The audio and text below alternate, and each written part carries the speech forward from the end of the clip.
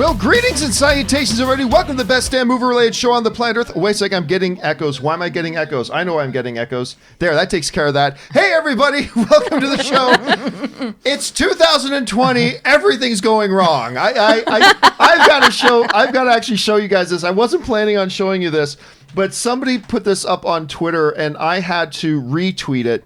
I'll bring it up right here. It says, how it feels like waking up every morning in 2020. Damage report. That's completely what it feels like, and that's the start we're off to today. Hey guys, how you doing? Welcome to the show. I am, of course, your host, John Campea. Thank you so much for being here today for the best damn movie-related show on the planet Earth. And it is Thursday, which means venturing out of their biohazmats.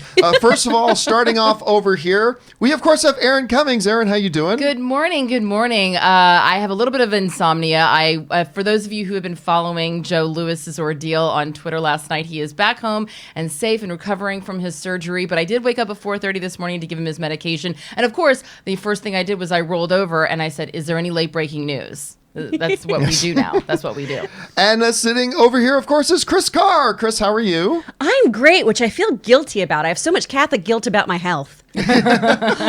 I'm not kidding. I almost canceled today's show.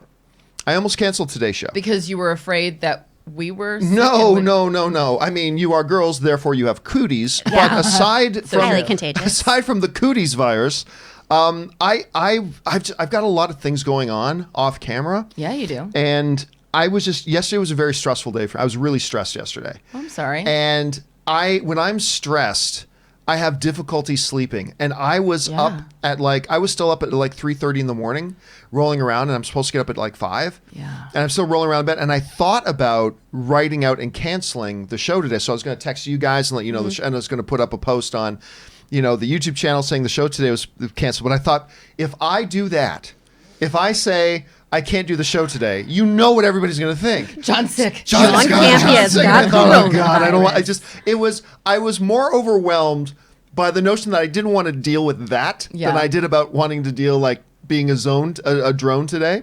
So I'm going to be a drone today, which isn't a big difference from a lot of other things.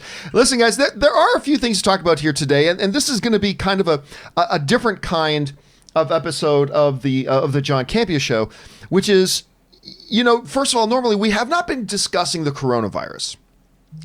For a couple of reasons. One of the big reasons I have not been mentioning the coronavirus by name is the fact that every video that seems to talk about the coronavirus on YouTube is getting demonetized. I had it happen to a couple of mine.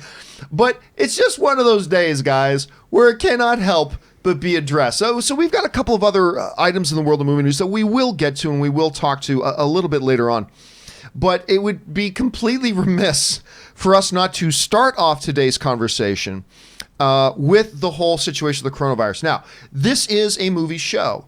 I tend not to talk about world events or other things going on in the world because here in our fun little cozy bubble, this is where we just get together to talk about the movies and fun stuff. So I usually shut the door to everything else and we just focus on the movie world.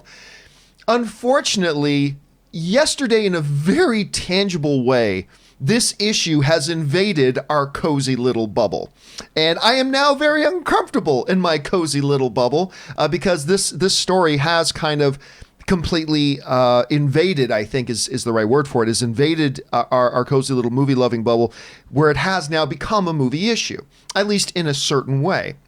So I thought today we would take a little bit of time to talk about not only the things that transpired yesterday, but how might moving forward the things that are going on in the world right now affect our little bubble. And again, let me give this disclaimer. I understand. Let me just cut off those idiots of you who are already firing up your keyboards and want to write in and say, John, don't you know there are more important things in life than just movies? Yeah, I get it.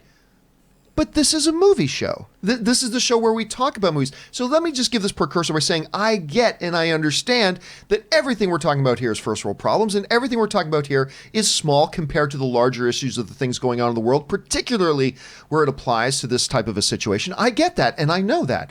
But in this show, this is where we talk about how it affects this particular thing, which is the world of the movies. So with that little disclaimer said, let's talk about this. It became very real yesterday for a lot of people when America's daddy, Tom Hanks, and of course his wife, Rita Wilson, announced via Tom Hanks' social media that they have contracted the coronavirus.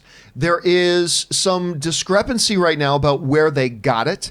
Some are saying that the initial reports was that they picked it up while attending an event in Australia. However, now there are some reports saying that they actually may have picked it up before they went to Australia. Not that that's the important thing at this particular juncture. That's not the big deal. Compounded with that, other than the Oscars, what I might contend is probably the most important event in the calendar year for the movie industry, which is CinemaCon. And of course, I go to it every year. And up until yesterday, CinemaCon had been insisting and sending out messages on the front page website, CinemaCon is going on. We've been in total consultation with local health authorities. We're good. We're prepared. We're going on. And then not 45 minutes after the Tom Hanks announcement came, CinemaCon was also canceled.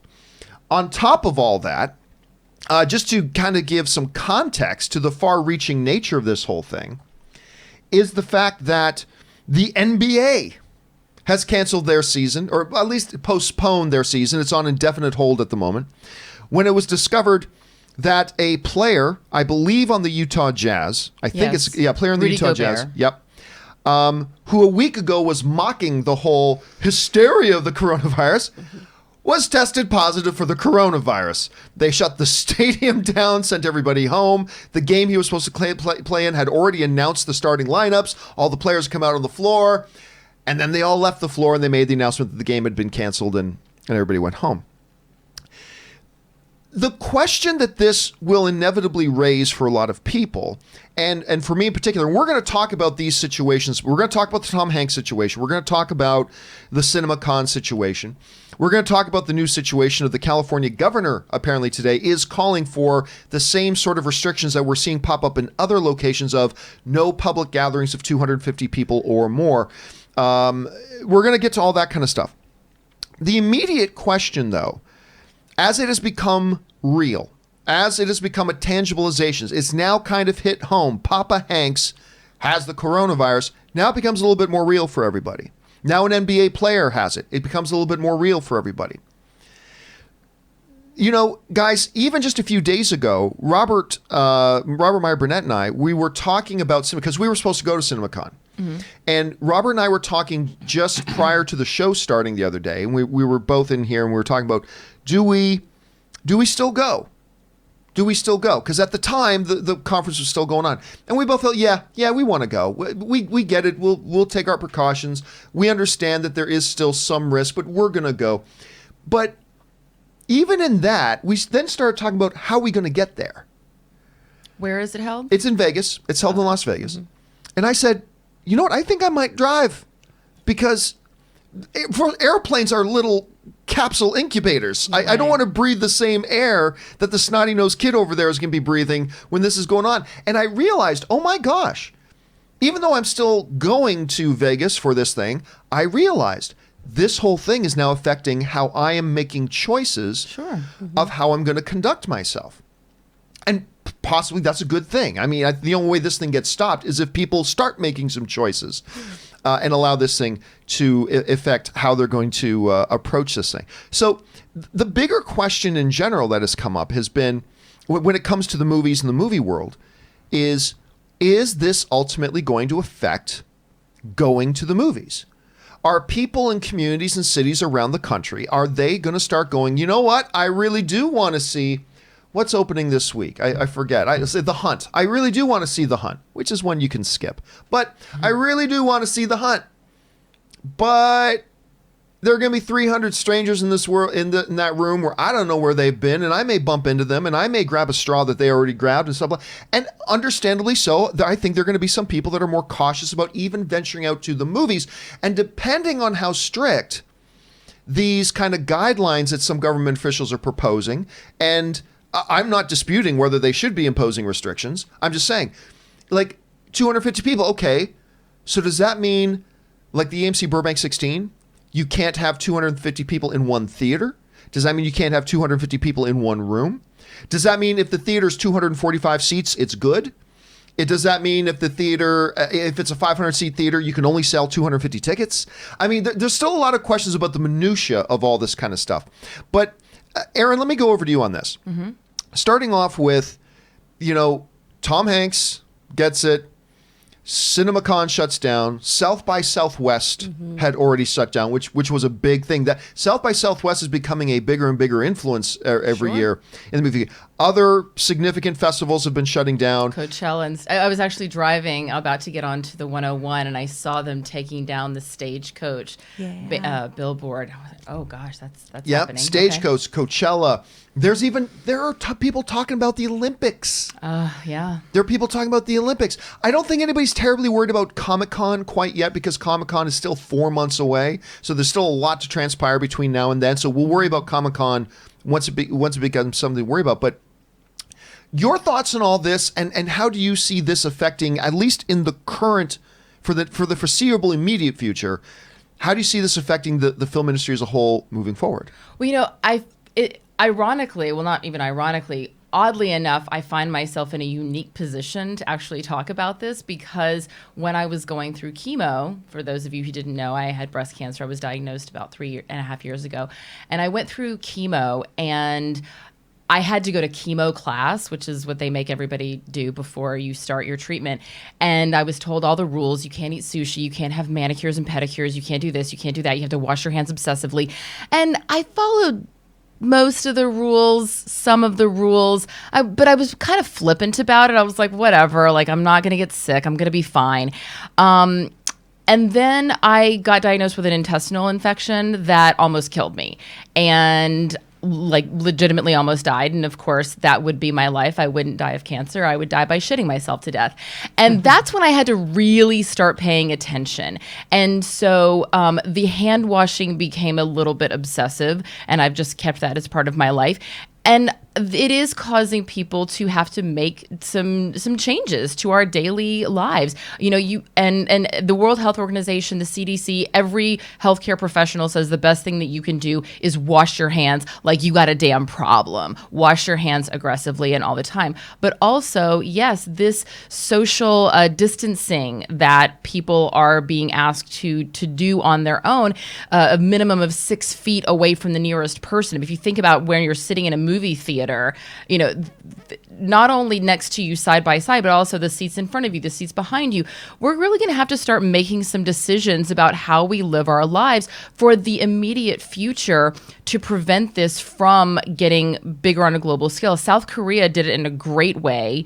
They really started, some would say took draconian measures. Italy did not. Italy said, hey, we want to continue being able to have our nightclubs open. We want to be able to continue having, people self-quarantine. And now, out of 10,000 people diagnosed, 600 people have died. And now they're going to the World Health Organization saying, what do we do? We're following along the same path of Italy and just relying on individuals to do something. And I think that until this gets under control and we actually know what the real scope of this is going to be, people are going to have to give up a few things that they love. And for me, that's going to include going to the movies, going to areas that are really packed. We have a trip to Detroit for a wedding at the beginning of April that is sort of TBD. I don't know if I've looked at the seats, and we're probably going to get a first class upgrade because nobody's sitting in that plane. But I'm like, we should probably think twice about going. Yeah, Anne and I, we had to make a decision yesterday. We were supposed to go in a couple of weeks. It's Anne's birthday in a few weeks, and Anne wanted to go to Florida, and she wanted to go to WrestleMania. And she wanted to go to. She did. She was made in a lab for you. I know. Oh, I know. I'm like, she's not even a real person. She just made a wish real hard. She's weird science. Yeah, she's an absolute fembot. If we see a picture of a woman who looks like Anne on the cover of a magazine, we're gonna know that that's exactly what happened. Case in point, she came home the other day, and she goes back into the garage and comes out with a box. Goes back into the garage, comes out with another box. And what's that? She goes, oh, I just got all this Magic the Gathering stuff, all this new line of Magic the Gathering things. And anyway, so she wanted to go to Florida because she wanted to go for her birthday. She wanted to go to WrestleMania, and she wanted us to go to Disney World and Universal Park while we were out there and all that kind of stuff. And yesterday, we had already booked the flights, but yesterday we had to make the decision that we're not going to go. Number one, because WrestleMania probably isn't going to happen now. Not with a crowd, for sure. And then we were like, what happens if we get down there and all of a sudden the FAA says we are, for as a precautionary measure, we are grounding civilian flights for a week or something. Yeah. It's not like we would be in Vegas and we can just, hop in a car and drive home. Like, we'd be stuck in Florida. And so that's affecting us. And by the way, this has just got even more real for me. This just dropped, I think just before the show started, my most anticipated movie of the year. My most anticipated movie of the year, A Quiet Place 2, has been announced. It has now been delayed indefinitely. So they are delaying that movie indefinitely. Vin Diesel was asked yesterday, or a couple days ago, if the coronavirus will have any impact on Fast and Furious 9. And he said, like Bloodshot, we're soldiers and we go and fight. We don't worry about. So basically saying, Grant said, we're saying we're going to go and we're going to go. After Tom Hanks announces he's got the coronavirus, I don't know that that's going to happen now. Yeah. So I think we're going to see a lot more. And I'm supposed to be working on Monday. Oh, that's right. Yeah, I went in for I booked 2 jobs this week, and I had a fitting yesterday. We have a table read tomorrow, and is that for the big one? No, this is okay.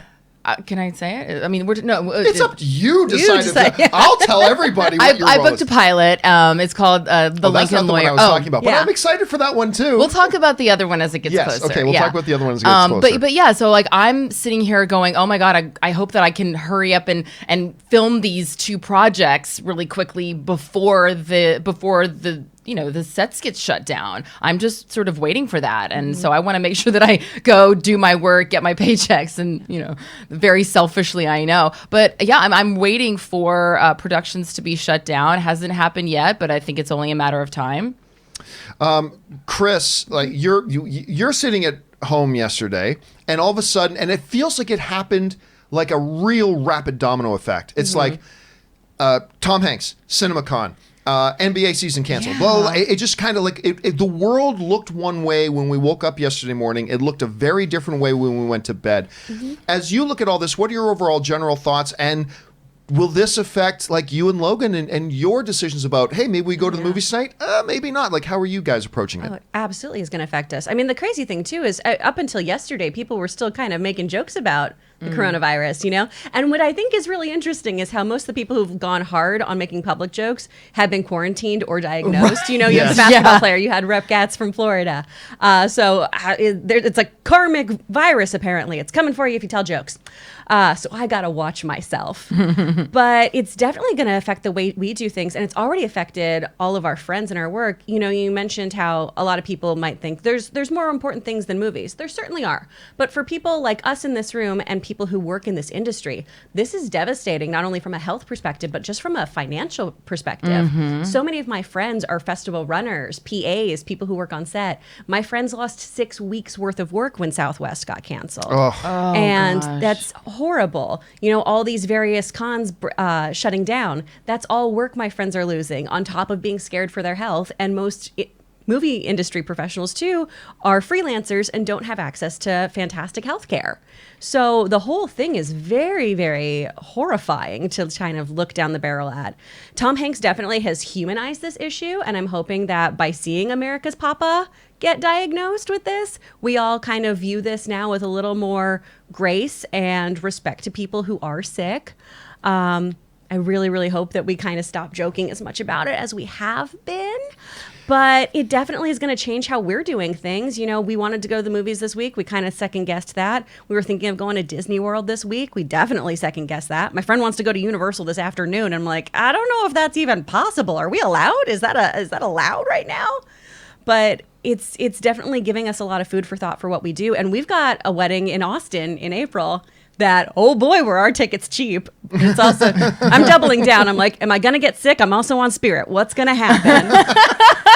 if you're flying Spirit, you're definitely going to get sick. Maybe not coronavirus, but you're going to get something. Lysol down if you're flying on Spirit, you like to live gambling anyway. Oh, yeah, you're definitely not going to make that. I've never flown money. with the top down, so that'll be interesting. Hey, so you know what? I decided I wanted to make that the topic of today's question of the day, and I went out to our audience and I asked just before the show started. I put up on my Twitter, which you can follow simply at John Campea, and I asked the question. I said, with the infection of Tom Hanks, the cancellation of CinemaCon, South by Southwest, and even the NBA season, will the coronavirus situation affect your movie theater going habits at all? Look at how even. I don't know that we've ever done a poll. That's incredible. With 3 options that have been this even across the board. Is it going to affect you going? 34.7% of you guys are saying, not going to affect me at all. I'm still going to the movies. 30.6% of you are saying, not as much. Like, maybe I would have gone to see that little indie, but I think I won't. Maybe I'll still go see Avengers 7, but, so they're saying I'm not going as much. But a full 34.7% of you guys have been saying, I'm not going into a movie theater until this situation at least gets a little bit more under control. Right. Which is the smart thing. Yeah, which maybe it is a smart thing, maybe it's not. I mean, I don't know. Look, at the end of the day, right now, and I remember Ann and I were talking about this yesterday. At the end of the day, right now, there are confirmed 1,200 cases of the coronavirus in the United States. Now, one can make an argument that, there's probably much more than that. Those are just the confirmed cases we have and blah, blah, blah. Granted. But at this point, the reality is the ratio of non-infected people to infected people in the country at this moment is still ridiculously small. However, you also have to take in consideration that the time to take action, maybe even some drastic action, is not once the damage has been done. The time to take drastic action is when the ratio of non-infected people to infected people is overwhelmingly in our favor. That's when you take action to make sure it stays that way. You don't wait until the building is on fire to buy fire insurance. You don't go, look, what should we buy fire insurance? Look at the building, looks fine. Yes, but that's when it's time to buy fire insurance. That's when you got to be careful. So, I'm going to tell you straight up, I still plan on going to the movies. I may not go to like a 900 seat theater, but for instance, last night I was in a restaurant, and that restaurant probably had about 70 people in it. And most times that I go to the movies, there are 70 or less people there. And so it's going to be a matter of weighing out, I think, person by person individually, because what I'm not going to do is seal myself in my house. I'm not going to seal myself in my house. The reality is when I go to the gas station and pick up a pump or something like that, something could happen. I think you got to mitigate your risk. You got to understand, make some smart decisions. But I think for me, for now, going to a small movie theater, still eating out at a restaurant once in a while, things like that, I'm not hearing the CDC at this point saying you can't even do these things yet. So, but at the same time, I look at like 34.7% of the people saying, I'm not going to go to the movie theater until this thing's over. And I go, yeah, I get it. I also get saying I'm not going to go as much. That's probably me, to be honest. I'm probably more in the middle group. And I still get people saying, look, I am still going to the movies. Until this becomes a different level of an issue, I'm still going. So I get all three. So anyway, yes, Erin has been shaking her head and sighing and the whole bit while I've been speaking. I'm like, I am. Yeah, so Erin, what your thoughts? I respect your decision. I firmly understand where you're coming from. I get it. I also want to point out you are not immunocompromised. You are not in the seeming target demographic for death and these infections. It seems like a lot of the deaths that we're seeing are people who are immunocompromised because of their age. They're in nursing homes, they're 60 plus, whatever. Obviously, people that are younger are getting diagnosed. But for people who live with their parents, for people who care for elderly, it's not even necessarily my own health that I'm concerned about. It's the fact that, one of the issues that they discovered in China was the fact that people, when they were asking people to self-quarantine, they were getting sick out there and then coming home and infecting their entire family. Right. And then all of a sudden now you have an entire family of people infected, until they started saying, no, we're going to, every single place that you go in Korea, like you can't even walk into a store or into your apartment building without them checking your fever. If you have a fever, you get sent to a fever camp. And like, they're really cracking down on this to make sure that it doesn't get larger. It's not even just for your own health. It's for this health of those around you. I have a lot of friends who are on chemo. I have a lot of friends in the cancer community. So for me, I have to take extra precautions, because if I'm going to see those people, I have to make sure that I'm doing what I can to protect them. Before visiting a friend with a new baby, even though we haven't necessarily seen any cases of young children, babies who haven't had all their vaccines yet may be more susceptible. We just don't know yet. This is a very new disease. And also for people who are getting their information from politicians or talking heads, people on YouTube, myself included, the World Health Organization and the CDC, just please get your information from them. They have daily updates. Go to their websites and just follow what they say. It's the best thing for people to do, I think. Let's talk specifically here for a minute about the Tom Hanks situation. Okay. Tom Hanks, America's sweetheart, America's daddy, maybe, according to my wife, the greatest human being to ever grace the world with his footprint. There's something really huge about that. I put out a tweet last night because you have to understand me when it comes to terrible situations.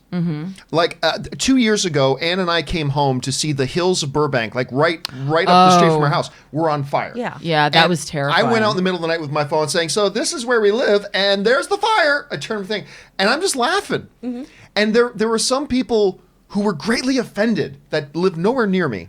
There were some people who were greatly offended and wrote into me saying, how can you laugh, John? The house could be burned, and people are, I'm like, what do you want me to do? You want me to cry? You want me to sit here and cry? My mechanism quite often, and I don't know if this is healthy or not, but my mechanism for dealing often with crappy stuff that happens to me is to laugh at it. Yeah. I mean, because there's really not much else I can do. So I often laugh at it. I mean, I'm a comedian. We don't get into it because we're well balanced and happy. Like, I've known a lot of comedians. We're trying to make sense of the terrible things happening around us. I'm the same way. Y'all saw me on Earthquake Day. I laughed like a maniac. Yeah, until you did. Until I was like, oh, we're going to die. You were like, this is fun. Like, Meanwhile, I'm great. like, everything's falling. We're all dying. But my coping mechanism is to laugh at things. I mean, what else is there to do but laugh at it? So last night, I put out this tweet that was news headline tomorrow. Tom Hanks tricks coronavirus to trap it inside of his body so that his immortal biology may destroy it. Right? Because Tom Hanks is awesome, right? Because that's how I deal with this stuff. Like, I joke about it, laugh about it. Let's not let it master us. Let's master it. But then somebody replied to my tweet and said, and I don't think they meant it in a mean way. I really don't. I do not think they meant it in a mean way. But somebody replied to my tweet and say, this is going to age really badly if something bad happens to Tom. Like what if we found out in 3 days Tom Hanks dies? Which is not how this works, like in 3 days. But this is going to age really badly. And I'm like, ooh, yeah, that's true. Because with Tom Hanks, we as movie fans, it's just, he is family. Like, we adore Tom Hanks. And so it has brought it so much closer to home for a lot of people. And that might be a good thing not that Tom Hanks has gotten sick, but that it's been brought closer to home for people to look at it a little bit more. But I got it. The very first thing, I think the first person on the planet who knew that it was happening was my wife, Ann. I think she knew it before the doctors knew it. I think she sensed it. I think she sensed a disturbance in the force. Because my wife is so spiritually in tune with Tom Hanks, it's crazy. Totally. And that's how I found out, was my wife texting me. And I even went to the internet and I didn't see it. How did she know? I don't know. I don't know where I'm sure she saw it somewhere. And telepathically, like, Tom Hanks. Yeah, she's just in sync with Tom Hanks. She was like, Tom Hanks has a fever somewhere. Yeah. Well, I mean, something's wrong with Tom Hanks. Look at when Rock Hudson came out as when he died of AIDS. Right. When Christopher Reeve had his accident. When Michael J. Fox was diagnosed with Parkinson's, we have these people that somebody said something really interesting one time. They were talking about how the UK has the royal family, and in America, our sort of royal family are the people like the Tom Hanks of the entertainment industry, who we look up to, who we've grown up with, whose work we've admired. And I don't mean celebrities. I mean people of Tom Hanks and Michael J. Fox status, that when something terrible happens to them, we feel it. I mean, I remember when Andy Whitfield passed away from cancer, the outpouring, people felt a connection to him. And so, I think that... Well, look what just happened with Kobe Bryant. Oh, 100%. People all of a sudden, people start paying it a little bit more attention. And I think the world will be watching to see, okay, well, Tom Hanks obviously has limitless resources, not just financially, but also, you talk about the numbers of people in the U.S. that have been confirmed with coronavirus. Well, not everyone has the ability to get tested, despite what anybody is saying on television. Like, if you look on Twitter, people are like, I've been trying to get tested. I've had a fever. I've had a cough. It's very challenging for people to get tested here. And it is crazy expensive. Crazy, yes. And really? Yes. And while there was a report from politicians saying that health insurance companies would cover everything, the health insurance companies were very quick to say, oh, we'll cover the test, but we're not covering treatment. So just want to throw that in there. But, Tom Hanks has all of the resources available to him. So it'll be very interesting to see how this plays out. I mean, in my head, I was thinking last night when I heard about it, I said, well, obviously Tom Hanks is going to be fine. He's Tom Hanks. He's got all the money, da-da-da. But then I thought about the doctor in the Wuhan province who was the whistleblower of the whole thing and was alerting people and risking his job and his livelihood to tell people about it. And he died. This is a guy who obviously had access to whatever sources he would need to take care of his health and make sure that he was safe and didn't. So we really don't know what's going to happen. And so for naysayers, I say better safe than sorry. I really hope that a month, 2 months, 3 months from now, I'm like, wow, I totally overreacted and didn't go to the movies for nothing and everything's fine and we're all better for it. I really hope that happens. But I say prepare for the worst and hope for the best. Well, I mean, and hopefully like 2 or 3 months from now, and this is all in our rear view mirror, it'll be in our rear view mirror because people took precautions. Okay, so let's talk about this for a second. Let's now move on and talk specifically about CinemaCon. CinemaCon, again, other than the Oscars, probably the most important date, an event in the movie. This is an event, for those of you who don't know what CinemaCon is. CinemaCon is put on by NAFTA, or NATO, I should say. Not the NATO you're thinking of. Oh, I was like, wow. It is the North American Theater Owners organization. So it is all the movie theaters. They have this organization, and then every year they put on this event, and all the movie studios come to peddle their wares to the movie theater owners. They come in, they bring hour and a half, 2 hour long presentations of the movies they have coming up this year, wanting to get their movies booked in as many theaters as possible and get the movie theater owners excited about their movies and blah, blah, blah. All the celebrities come and blah. It's a very big deal. And you can't just go and buy tickets to go to it. It's an industry only thing. It's a major event. And I was still planning on going to it, but as we were getting closer, look, a lot of CinemaCon happens in the Celine Dion kind of theater, this like 4,000 seat theater. It's massive in Caesar's Palace, and with people, not just with 2,000 other people, but people from all over the world coming into one place for 4 days, hanging out in the same room, then partying in the nightclubs together, going to their buffet breakfasts together, all that kind of stuff. It was a big brouhaha. And I started thinking, man, if anything's going to shut down, it might be CinemaCon. But CinemaCon continued to say, look, this is too important of an event for us. We're in consultation with local medical authorities. They're reassuring us that this can be fine if we take certain precautions. And that was their stance for quite a while until, and I don't believe for 1 second it's coincidental. I do not believe it's coincidental that the announcement of their cancellation came moments after the announcement that Tom Hanks had it. I do not think this is not related at all. Not to say that I think it was a knee-jerk reaction on their part, nor am I trying to say it was the wrong decision on their part to cancel the event. It might actually make a lot of sense when you take all those factors into consideration. But this is a big deal that CinemaCon got canceled. It's a big deal. Again, it's not something that tons of fans go to, so maybe from a fan perspective, it doesn't feel like that big thing. It's just a name. Believe me, for the industry, it's a huge deal. And for them to cancel this was big. And again, I'm in a place where I'm like, I was ready to go to CinemaCon and attend CinemaCon. Probably not all the events. Probably go see the studio presentation, back to my hotel room, and then avoid all the other stuff. But still, I was still planning on going. But I get why they did. I get why they did at this point. And full credit to them. I would not have blamed them, because if they told me and local health authorities said, no, we have been monitoring it. We've been in close communications with the organization. We feel like this is a controlled environment. We feel like the risk is minimal and blah, blah, blah. I would have been, okay, I don't blame you for going ahead with it. But hearing them cancel it, I'm like, that's also not a bad move. That's probably not a bad move. So, Chris, let me throw this over to you. Understanding how big of an event that CinemaCon is for the entire industry and stuff like that, were you surprised to hear that they got canceled? Or were you surprised they didn't cancel it earlier? And do you think it was the right or the wrong move for them at this point? I was not surprised to hear about the cancellation. I definitely think it's the right move, because it's a global event, like you were saying. I mean, correct me if I'm wrong, too. There's a whole day that's devoted to programming about the international market. Yes, there is. There's an international day. That's right. So there's a whole bunch of global focus here. So this has been going on since 2011, y'all. So canceling this is something that they did not do lightly. This is an event, though, that affects so many people in the movie industry. From the tech side, I mean, there's industrial events about equipment and other things that help you from a production side. There's events on marketing. There's all these different things. It's not just a place to go see trailers and get buzz about your movies. It's really a place to grow and cultivate business in all aspects of the movie industry. So this cancellation, I think, is a very smart move, because there are so many people from all walks of life, of all parts of the globe,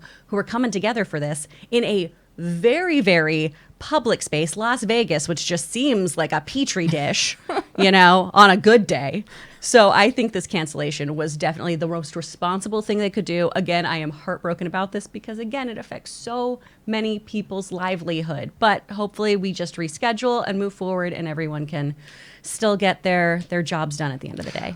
By the way, I should point this out. A little bit earlier, I mentioned that even in the midst of the coronavirus, Vin Diesel the other day was saying, we're soldiers, we're moving forward, this isn't going to stop us. It's just been announced. It's just been announced that Fast and the Furious 9 has indeed been delayed to 2021.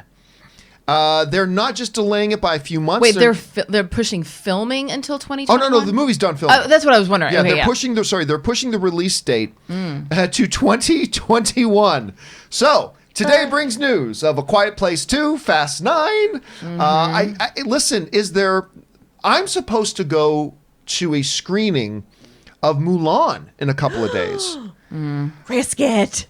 Listen, I'm more than willing to risk it. I am more than willing to risk going to a screening of Mulan. I'm very excited for that movie. Yeah. But considering how much of this movie was made because they knew they could score really big in China, and everything in China is kind of shut down right now. And now with all this, okay, give me a percentage, Aaron. Give me a percentage. What's the percentage chance that Disney actually opens Mulan on time?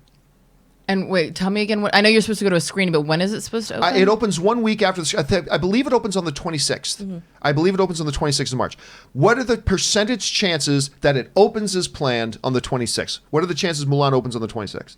I mean, I'm going to have to say less than 10% at this point. That low? I really do. Yeah. I mean, given that it is the thing that is consuming the news, unless we have some major break, unless all of a sudden, China is now getting the coronavirus under control. That's because they hammered it. Yeah. That's because they hammered it early. Yeah. Oh, and everything is on complete lockdown. Right. They went from diagnosing, I think, 300 new cases a day down to 39 new cases a day. So China's getting their stuff under control. The U.S., we're just totally behind. And so given that it is consuming the news, unless all of a sudden just hundreds of thousands of test kits get dropped, and I mean, yeah, I don't see it opening. I just don't. So you're going to go 10%. Chris, what about you? What are the chances Mulan opens on time as scheduled? I'd go 25.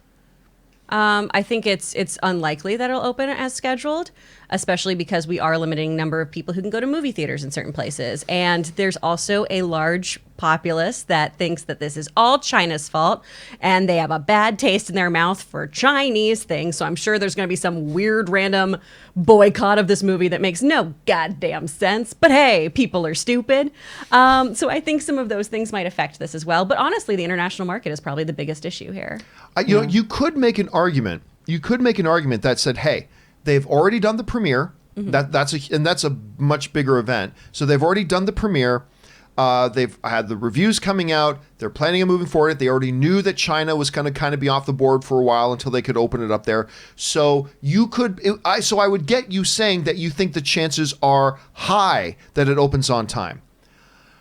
I would suggest, though, that you are underestimating the impact yesterday had. I don't mean to just constantly bring it back to this one thing, but I think people are downplaying how big of a deal is it that it's Tom Hanks that got this. Yeah. Tom Hanks, like, this isn't Pauly Shore got it. Right. You know, not that I wish ill on Pauly Shore. Don't misinterpret. But it's not like Pauly Shore got it. It's not like the kid who played the other kid's best friend for 1.5 seasons on a show we used to watch in 2005. It's Tom Hanks. And I think that has changed the perspective of a lot of people and all this kind of stuff. I won't go as low as 10. I won't go as low as 10 because there is something to be said. They've already done the premiere. They've already put so much money into the marketing. They're so close to the release date. Just plow through it. But I'm going to go lower than 25. Really? Yeah, so I'm kind of somewhere in this nebulous middle right now. Look, I think it's just safe to say all three of us agree. The chances of Mulan launching on time are minimal.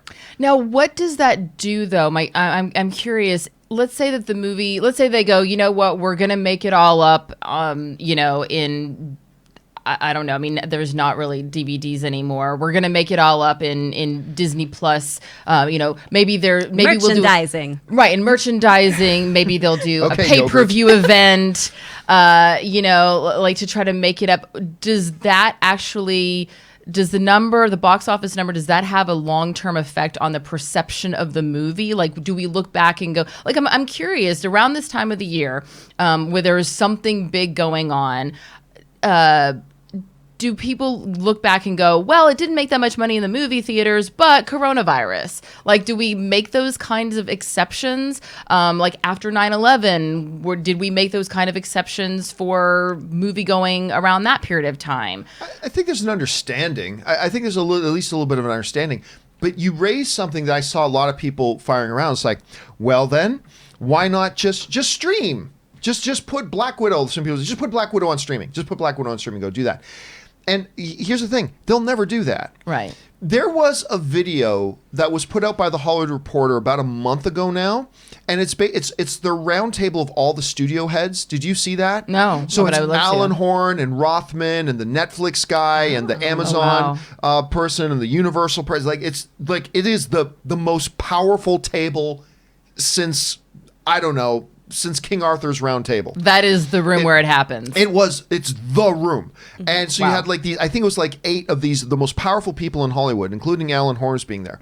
And one of the things that came up and was going around the table was the issue of, one of the studio heads mentioned, this isn't like the 90s where we could recoup a lot of money on home video. That's just not we just don't make that money anymore. Yeah. There are still people who believe that theaters, or not theaters, but studios recoup huge chunks of money from home video stuff. And and we've been saying for a long time, and then in that video, they just kind of research, that just doesn't happen anymore. We make some money on it. It's all just from Rob. It's just basically Robert Burnett buying his Criterion Collection stuff. So I think, so some people saying, we'll just put Black Widow out on streaming for like $20. They won't do it. Because the studios still know, in as much as they're investing in the future of like streaming platforms and all that kind of stuff, that they get the vast majority of their money from people buying movie tickets to go to the theater to watch it. And they will not do that. The other thing they got to be very careful of, as somebody who used to work in a movie theater chain, so I worked for AMC Theaters for a while, I understand this. The studios are always they're always trying to get as much as they can from the theaters, but they're also very cautious about that relationship. If you're a studio and you fuck over the theaters, at some point when you need them, they're going to fuck you over back. Oh, yeah. And the studios know this. Like if we go, one of the bigger films of the year, Black Widow, we're not going to put that in theaters anymore. We're going to do a $20 stream. First of all, Disney would be hurting themselves because they're going to take a bath financially. Because now, instead of all three of us going to the movies and paying $15 a ticket, Aaron just pays $20 and we all go over to her house and watch it. They're going to take a massive bath on that. But on top of that, they're going to, if they fuck over the theaters like that, then next big movie where they're like, we want this much of engagements, the theater's going to go, no, we don't think we're going to do that for you.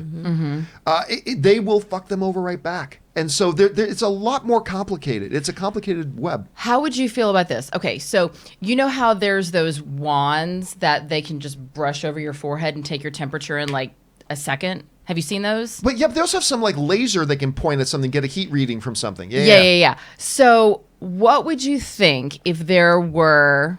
Hear me out. Okay. It literally just popped in my head, so I haven't fully fleshed this idea out yet. If before you went into the theater, there was a medical professional there with one of those laser or whatever pointer thermometers, and everyone was informed, you need to get to the theater 15 minutes early, and everyone lined up. And before you're allowed to walk into the theater, everybody gets their temperature checked. Right. Here's the problem. How would you feel about that? Here's the problem. I know it's totally again like un-American and invasive and all that kind of stuff. Hey, listen, when there's crisis, we understand we have to surrender a little bit of convenience. Here's the problem with that. The other day, somebody sent to me, and then I posted it myself, Joe Rogan on his podcast. I heard that's a great one. It is a great one. Everyone should listen to. Everybody should watch it. So for those who don't know, Rogan had like the world's foremost expert on infectious diseases. Like his credential list is crazy, and it's his job for years to go around, track the spread of infectious diseases, figure out how to control them, blah blah blah. And Joe Rogan had this guy on his show. One of the things that he pointed out was that you get the virus and are contagious for 3 days before you'll ever show a symptom. Yeah. Even a fever, yeah. Right. You're right. So I love the idea and principle of showing up to the theater and having a medical professional seeing if you got a fever. If that would do it, great. The problem is a lot of people who could have it, it won't show because they won't be showing any symptoms yet. So, I mean, that's part of the tricky nature of this whole thing, right? The incubation period is so makes long. it so scary. So it's that's part of the problem there too. And so you know what? We've also we've talked about it's like, oh, well, there's all these people that have it, but there's really not that many, relatively speaking. I mean, it's definitely a high percentage, of people who are actually dying. But I haven't heard a lot of reports of, okay, but what about all the other people? Are they... I know that there's some people that have very mild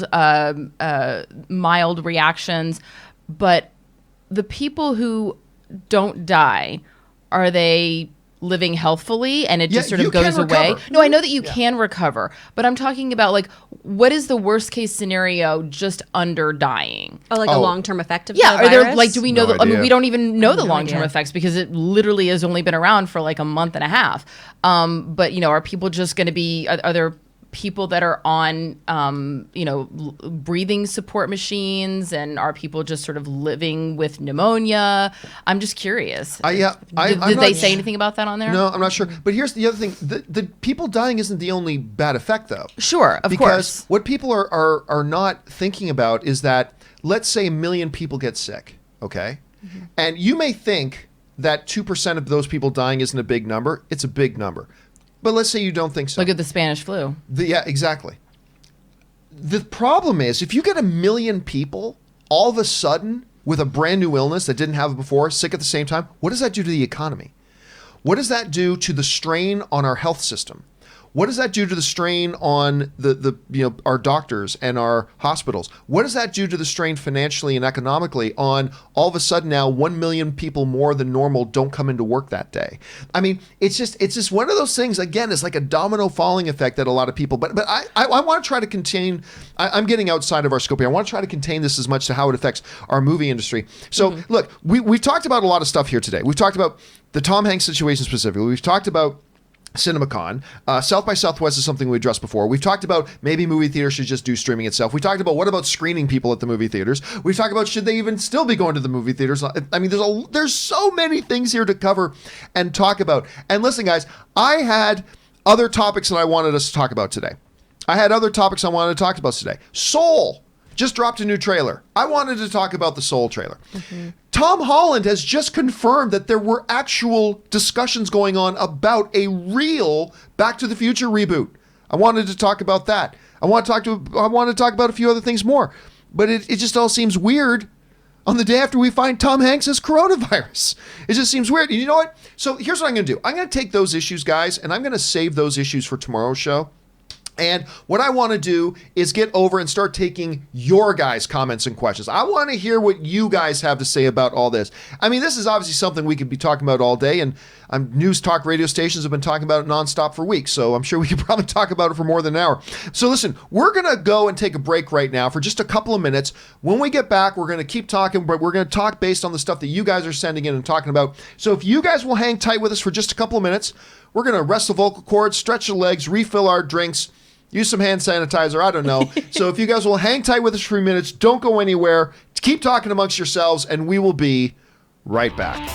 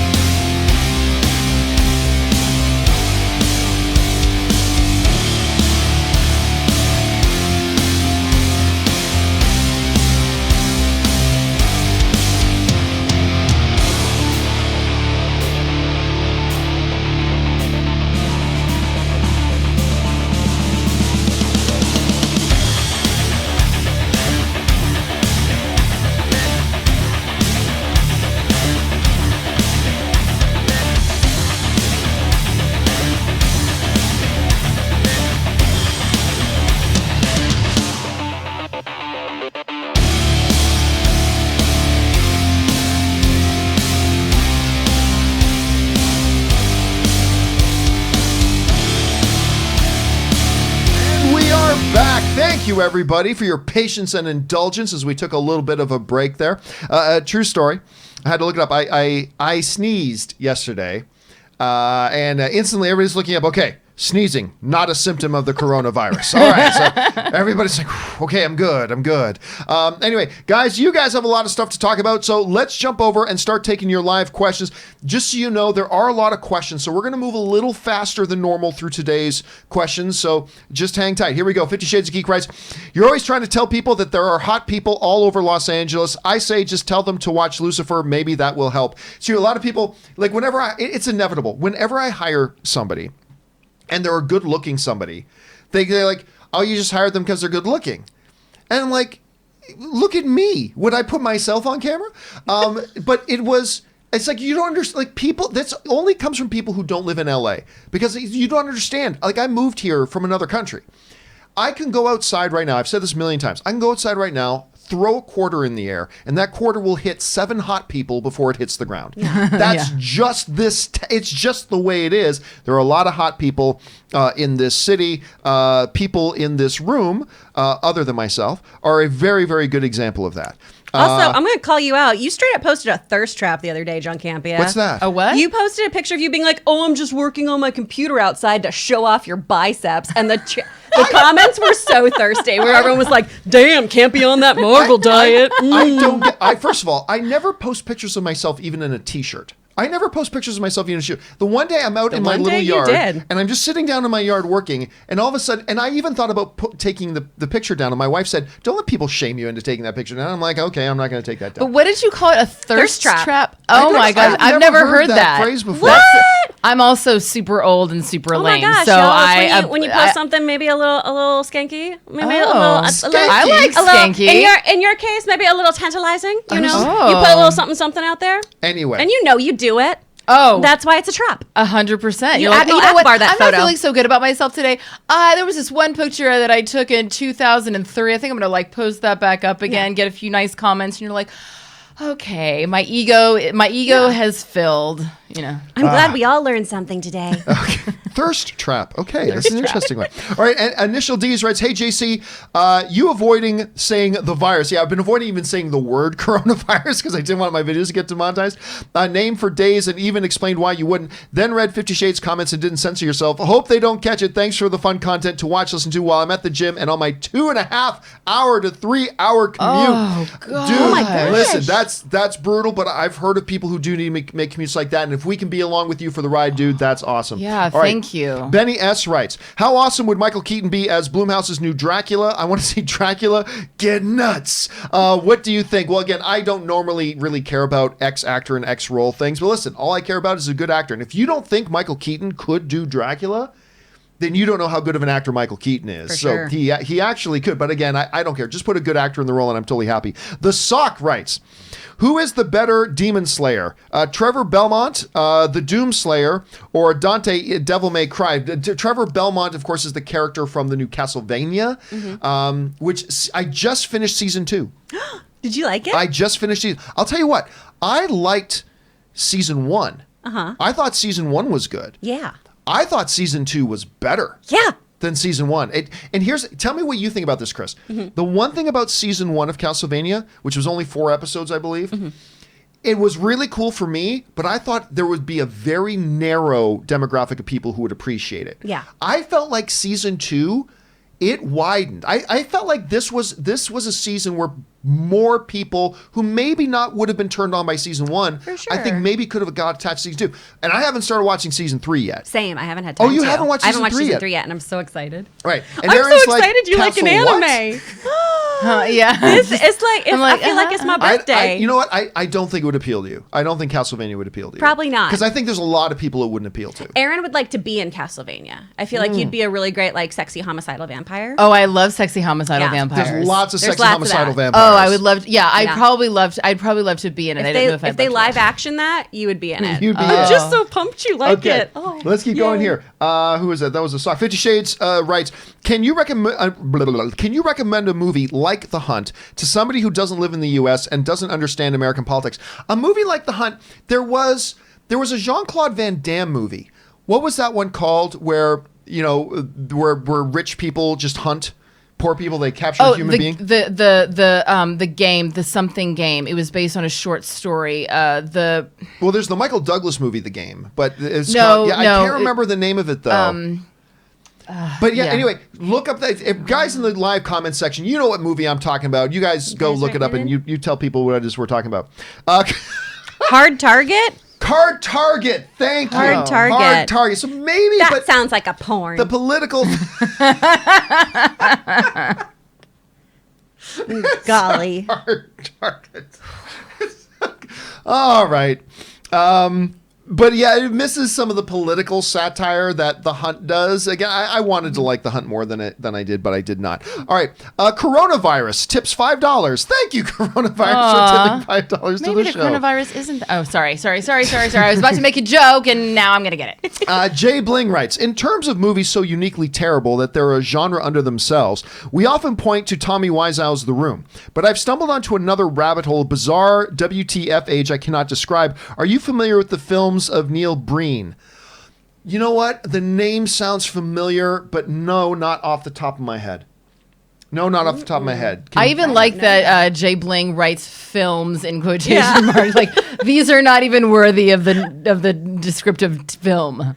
All right. Let's see here. What's next?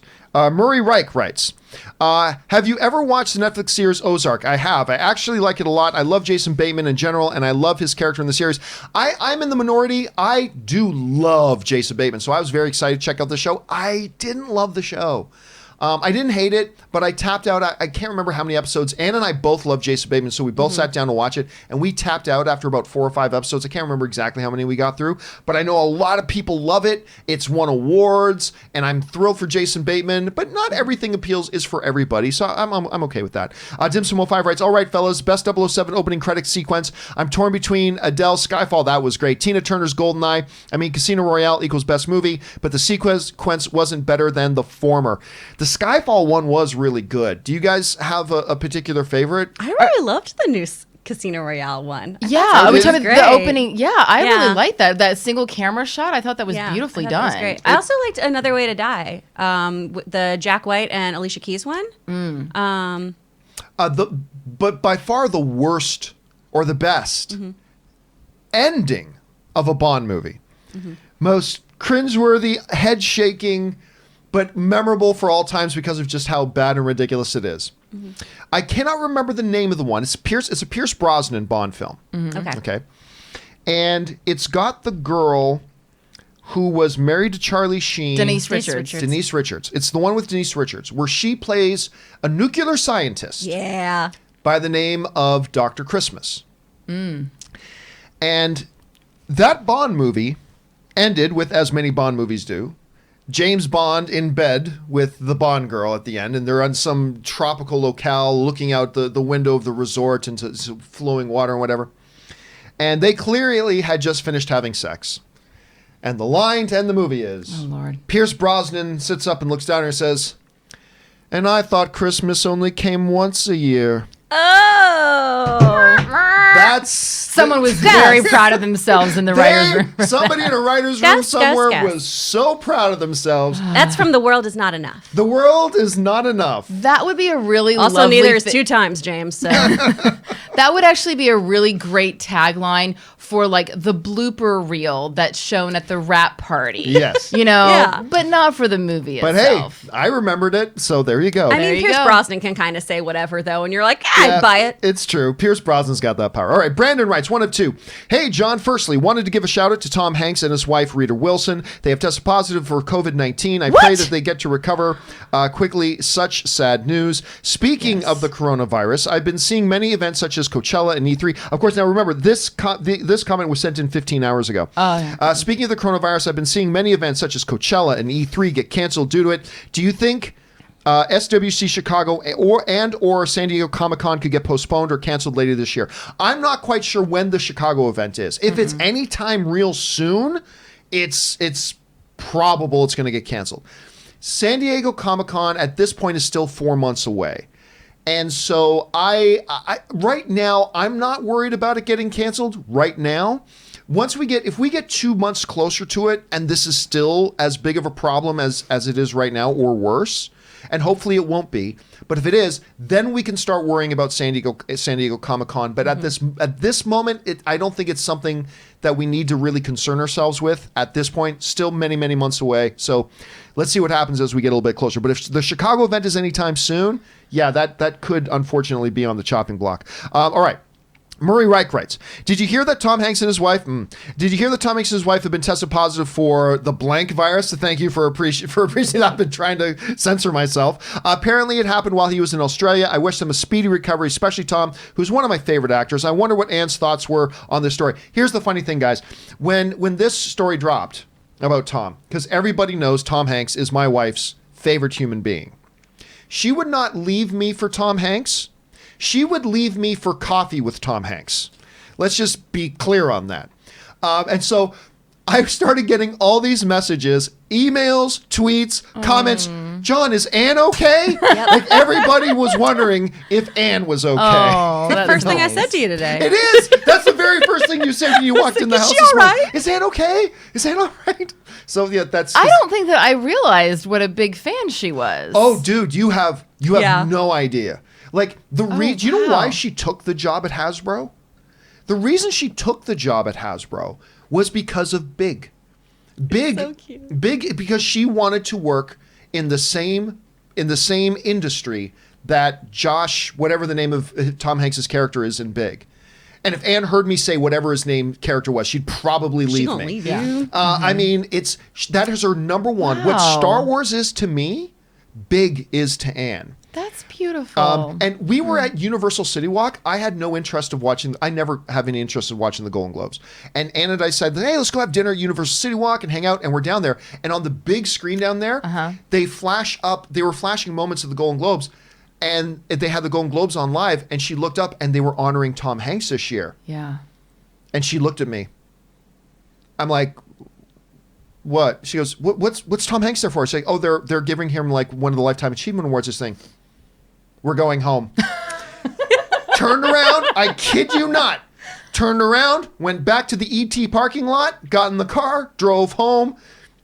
Why? Why didn't you guys just watch it right there? It was happening live. Oh, we couldn't hear it. We couldn't hear it. Like it's in the middle I of Universal see. City Walk. We couldn't hear it. So it's like, yeah. okay. Yeah, it's a serious thing. It's a serious thing. Okay, Yeah, you don't okay. mess with the Tom Hanks around this house. I understand.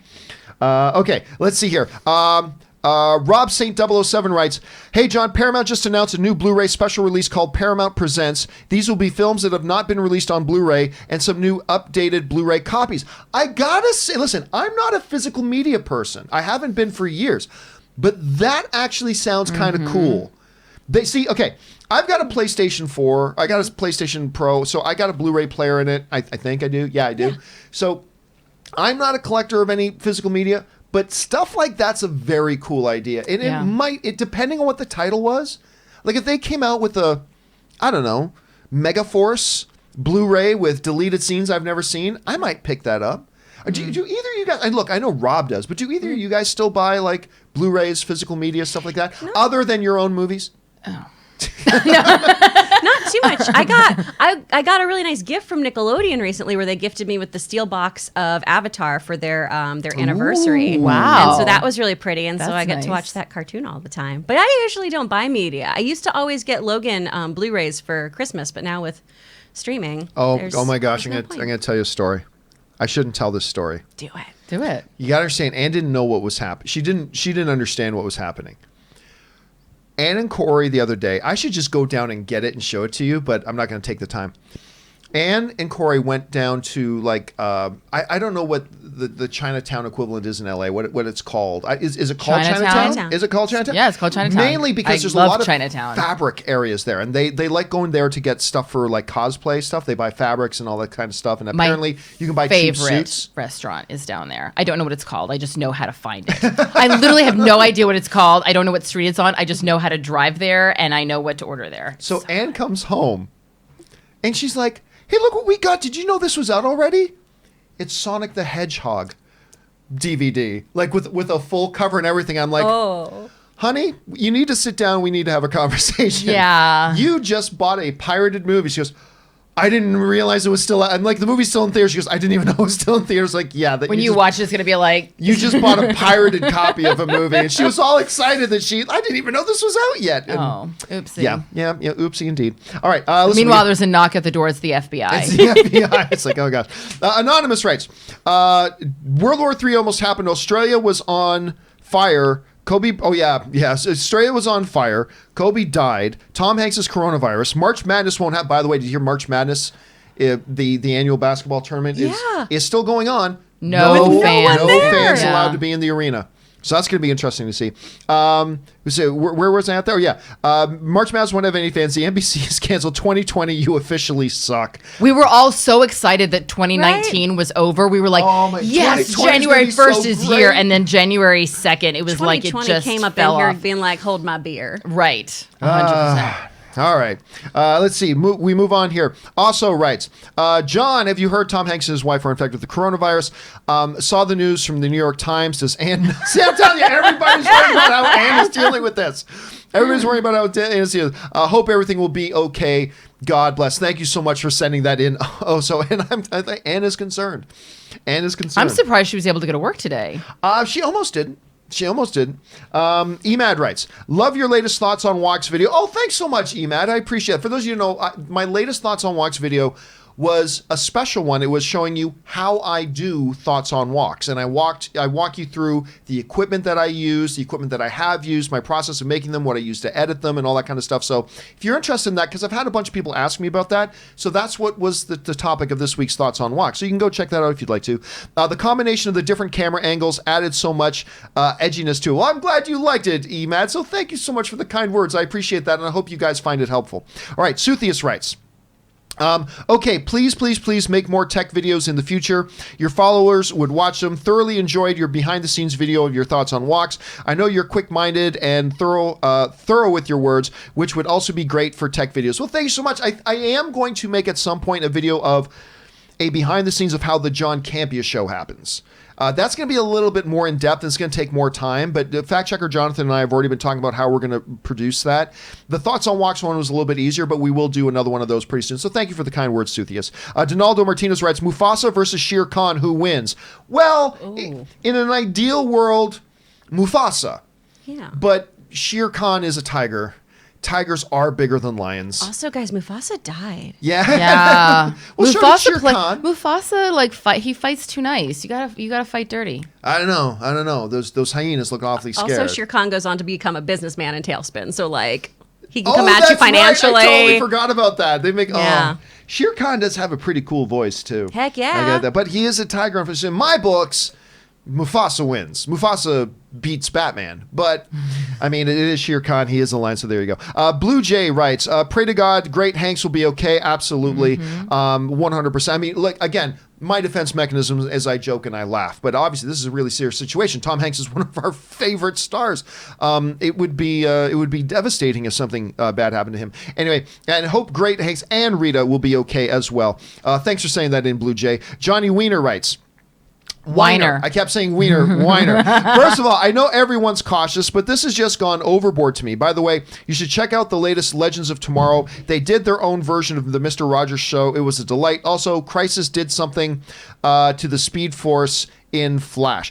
I actually jumped ship on Legends of Tomorrow about a year ago. The show, I never loved the show. It was always just good enough that I'll watch the next episode. And then finally at the end of a season and a half ago or something like that, I was just like, okay, I'm done. And I haven't really followed it anymore since.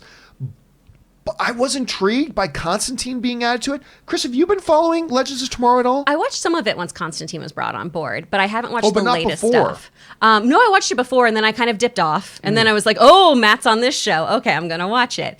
And I watched for a while, and it's one of those shows where when I have nothing else to watch and I have some free time, I'll dip back into. I haven't watched anything from this last season except for what kind of overlapped with Crisis, which I was not thrilled with Crisis. Like you, John. I enjoy it. I think it's fun and cheeky, but it's also not something that makes me really want to keep coming back to it. Legends of Tomorrow worked best with its original cast. Yeah. Particularly, they lost a lot when the dude from Breakout or Prison Break. With Miller? Yeah. Yes. And what's the name of the character? Captain Cold.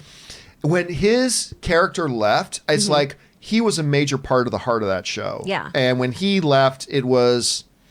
I still hung in there. They brought some really interesting characters in with some really interesting performers, but to me, it lost its heart. Yeah. At that point, and so I don't know. Maybe I'll jump back on board. I just with it want at them some to point. bring back the Constantine show, and do like the one they had in the pilot. Well, see, that's the thing. I loved the pilot. The pilot was great. The rest of the show, like then episode 2 came out. It's like, wait a minute, where did the pilot go? Yep. This is a totally different show than what the pilot was. Yeah. But Happens a lot. it just so I've been told that sort of thing happens a lot. Okay, we keep moving here. Lee Mallinson writes, what original character from this century do you feel we need to spend more time with as either a franchise or spin-off? I would love to see more of Ralph Fiennes, Gustav H. from Grand Budapest Hotel. Oh, I don't know, man. That's too wide and broad of a question. From this century? Yeah, I mean that's way too large of a scope of a question. I mean, every character is an original character from this century. Yeah. I mean, other than Caesar. I would like to see more Hannibal Lecter, but with Anthony Hopkins as Hannibal Lecter. Oh, really? Okay. Yes. A lot of people love the Mads Mikkelsen Hannibal Lecter. Yeah, like, the television love him. I haven't seen it. Have you? You know what? I was late to the party, and then I started watching it. I'm like, okay, I get it. I get why everybody was obsessed with this show. He's great. And that's in the it. TV show Hannibal. That's the TV show Hannibal. I'll check it out. Thank you for the recommendation. Yeah, I appreciate think you and that. Tom would both really like it. And I was late to the party on that, but I think you guys will both really like it. All right. LG Mallinson writes. Sorry. Okay, there we go. You frequently bring up that people don't see original films like The Way Back, but they just aren't must-see, according to who? Yeah. Even yourself, who placed it in your most anticipated of 2020 and got good reviews, didn't get out to see it. Has it changed your stance at all? No, I just didn't get to see it on opening day the way I had planned. I had bought my tickets and was going to go see it, but then something else came up and I couldn't go, and I do see it. Listen, what makes something must-see? What makes something must-see? The fact of the matter is, to a lot of movie fangoers, original films are not must. They don't consider it must-see. People cry and whine and bitch and moan and complain. We need more original films. Well, listen, fucknut. The fact of the matter is, there is more original film. Not you personally, LG. Oh, I was like, wow. I'm just saying it in general. I mean, you tipped $5. Give the guy a break. A couple things. There is more original film made today than in any other time in the history of Hollywood. There is more original film today than in any period of Hollywood history. The second thing is, when they put out original films, we don't go see them. People don't go see them. They don't go support them. And what people consider must-see is Avengers 7. That's what they consider must-see. They consider James Bond, the one we already know and we're familiar with, to be must-see. And there's nothing wrong with that. That's great. But film fans, while they talk a good talk, and we do this a lot, we film fans talk a good talk about wanting more original film and blah, blah. Oh, yeah, we talk a good talk, but we don't walk it. We don't walk it. And so when Nice Guys comes out, nobody went to go see it.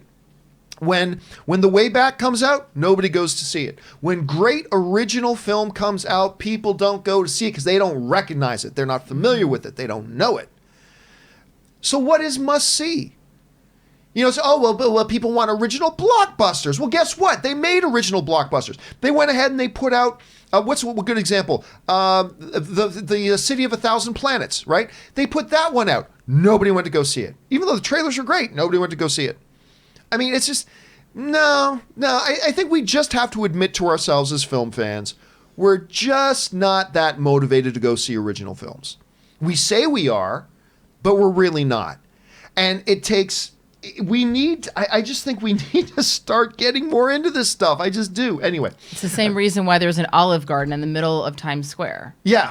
Yeah. You're in New York City. Yep. Yeah. The mecca of incredible restaurants and food. You could have any type of cuisine from around the world that you want. We're going to Olive Garden. Yep. Yeah. Okay. My buddy Sol and my two buddies Sol and Mac went to China recently. Recently? By recently, I mean like 6 months ago. Oh, okay. And...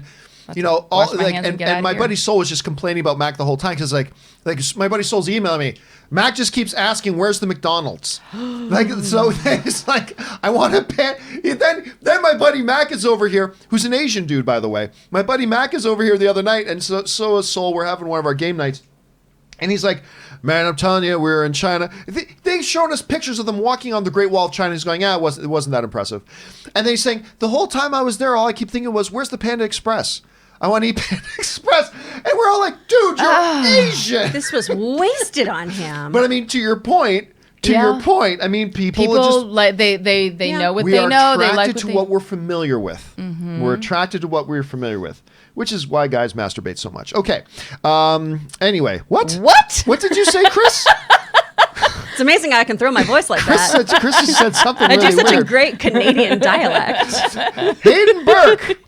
Hayden Burke writes, I love Back to the Future more than anything. It's a must-watch, but if the story should live on, a reboot is the way. A lot of references to the 80s and 50s go over audiences' heads today. Actually, that's not a bad observation. A kid going from the 2020s to the 90s, and I'm in. Okay. You know, that was something we were going to bring up with the main show today, Hayden. But, I mean, you raise a good point. So, basically what happened was this. So Tom Holland, and we'll go more in depth to this on tomorrow's show, but Tom Holland made a comment that basically said, people were joking about those deepfake videos that are going around showing Tom Holland and Robert Downey Jr. as Doc and Marty thing, but he confirmed, he said, look, I'd be lying to you if I didn't tell you, there have been discussions about this. So the studios have talked about this. Oh, look at Joey. The studios have been talking about doing that. And listen, I know it's sacrilegious to say, I'm all for, and we'll go more into this tomorrow, I'm all for them doing a Back to the Future reboot. I'm all for it. You want to know why? Because it doesn't hurt the original film.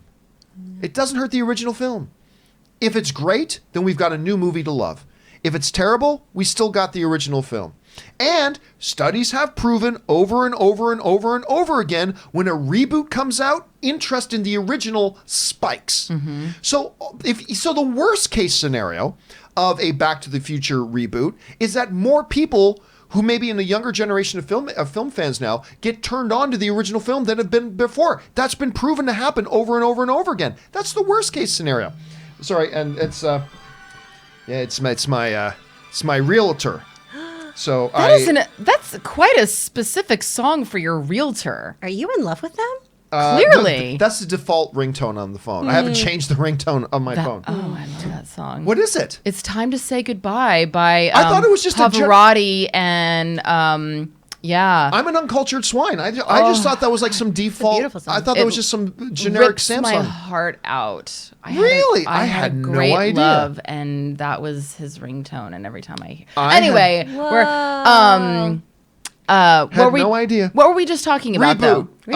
Yes, yeah. but Back to the Future. I do disagree with the idea that audiences won't vibe with 80s references, because look at Stranger Things. It's nothing but 80s references. But there's so much nostalgia for the 90s right now from a marketing move. That'd be I smart. agree that, and that was the thing, is when I first heard Back to the Future reboot, I was like, ugh. But I'm not mad at the idea of a 2020s going to the 90s. Like a reboot of a late 1980s kid going back to the 50s, no. Yeah. Correct, right. But bringing it into a modern context could be interesting. Yeah, I'd be like, I'd be like, oh, that's a pretty interesting idea. I'm interested in that. Yeah.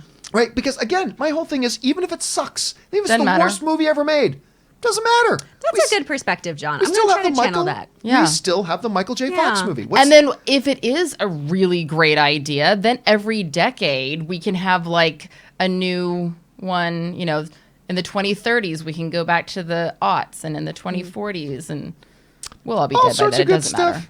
Okay, sorry, let's keep moving. I said we would go faster through these, and we have not been doing that. Kevin Lewis writes, over under 60% Robert Meyer Burnett has DVD and novel of Catch-22. Oh, I'll go well over 60% on that, as a matter of fact. Kevin also writes, studios offer streaming options, say $50 for Black Widow. Actually, we covered that a little bit earlier about why that would just be suicide for the studios. They will take an absolute bath, because, I'll get, say, $50. First of all, no one's going to pay $50, because we're all too cheap, me included. But even if I did, then I'm going to have 20 friends over to come watch it at my place. Everybody's going to come over to my place to watch it. And then now the studio just lost out on probably about $200. Just like that. Not to mention they're fucking over the theaters. And if you do that to the theaters are going to fuck them right back, just when the studios can't can't take it. So it's not something that can work. Thanos writes, what was your initial reaction coming out of the theater seeing Winter Soldier for the first time? It might be the best overall MCU movie. I don't agree that it's the best overall MCU movie, but it's so good. I still remember who I was with, and I remember I came walking out of the theater, and I was with another film pundit, and I looked at her, and she looked up at me, and I was just like, what did we just watch? And I mean that in the most stunned of overwhelmingly positive way. We were just like, we had never seen a comic book movie like that before at that point. They had come in, they had said, oh, this is really like a 70s political thriller. I'm like, yeah, you're saying that. Holy crap, it really is like a 70s like kind of political thriller, like a Serpico kind of also cop feel. It was just... I was overwhelmed. I was stunned. I was in a daze. And I still even remember walking back to my car because I even remember the theater I saw it in. I saw it at a press screening at the AMC Century City. And I remember walking down to that convoluted mess of a parking lot they have underneath of it and just being like, walking like I was stunned, like I just got some horrible news or something. But it was like overwhelmingly positive. I'm like, what did I just see? Yeah, that was my reaction. Do you guys remember your reactions to seeing Winter Soldier for the first time? Oh, same. I felt like I had watched a classic like Robert Redford film, and him being in there made it better. Right? Logan hated it. Logan hated that movie when we saw it for the first time. Really? He didn't like Winter Soldier? Because he was like, that's not a Marvel movie. Which I was like, grow up, Logan. It's a movie. What the hell? And he's come to like it more and more. But he also felt like it was more of a vehicle for Black Widow and all these other things. I thought it was amazing, and I hadn't seen anything like it before. Didn't I see that here at your house? You did. You watched that here with us for the first time. I think I don't think that I had that kind of reaction because I was also in binge Marvel mode because you were like, you're not allowed to come back on this show until you watch all the Marvel movies.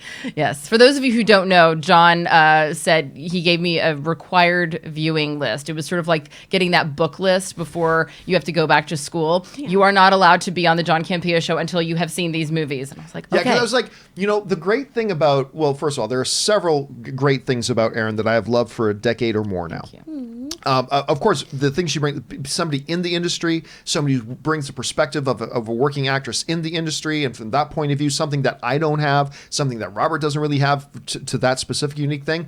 But while she brought that unique thing, I said, you gotta watch the MCU movies. You have to at least know the MCU movies. And so we did this big binge thing. Yes. And you know what? And I will say, I got a little bit of flack for having not seen A Quiet Place, which, you know what? You guys are right. And so now I'm going to go and see a double feature once there's no longer a coronavirus. But one of the great things about being a part of this show and a part of this community is that I watch more movies and more television shows than I ever have. And obviously, as someone who is a part of the industry, it has only had a wonderful effect. And so I thank you, John. I thank you, Chris. I thank you, Rob, wherever you are. And I thank all of you for continuing to educate me and encourage me to see more films and more TV shows. And I hope we do the same for you guys. I am very excited to tell people about the new movie you're in. Yeah. I am very excited. So let's just say it. Well, do you want to wait? Because what if it does get postponed? Okay, yeah. that's a good do you want to hold it? Do you want to hold it off? Sure. Maybe. Okay. Yeah. Yeah, but it's not a Marvel movie. But it's Although it's a big movie. It's a big movie. I mean, anyway. I'm very excited about it. Okay, anyway, keep flying through here. Christopher Jenks writes, hey, John, great show. Thank you so much. Been watching for 2 years. I went and bought The Godfather. Bought The Godfather trilogy on Blu-ray, and guess what? I'll be watching it for my first time. Nice. Like, I know sometimes a lot of people's reaction is, you haven't seen The Godfather movies. My reaction is, oh my God, I'm so jealous. Yeah. You get to watch The Godfather movies for the first time. My first feeling is that of envy.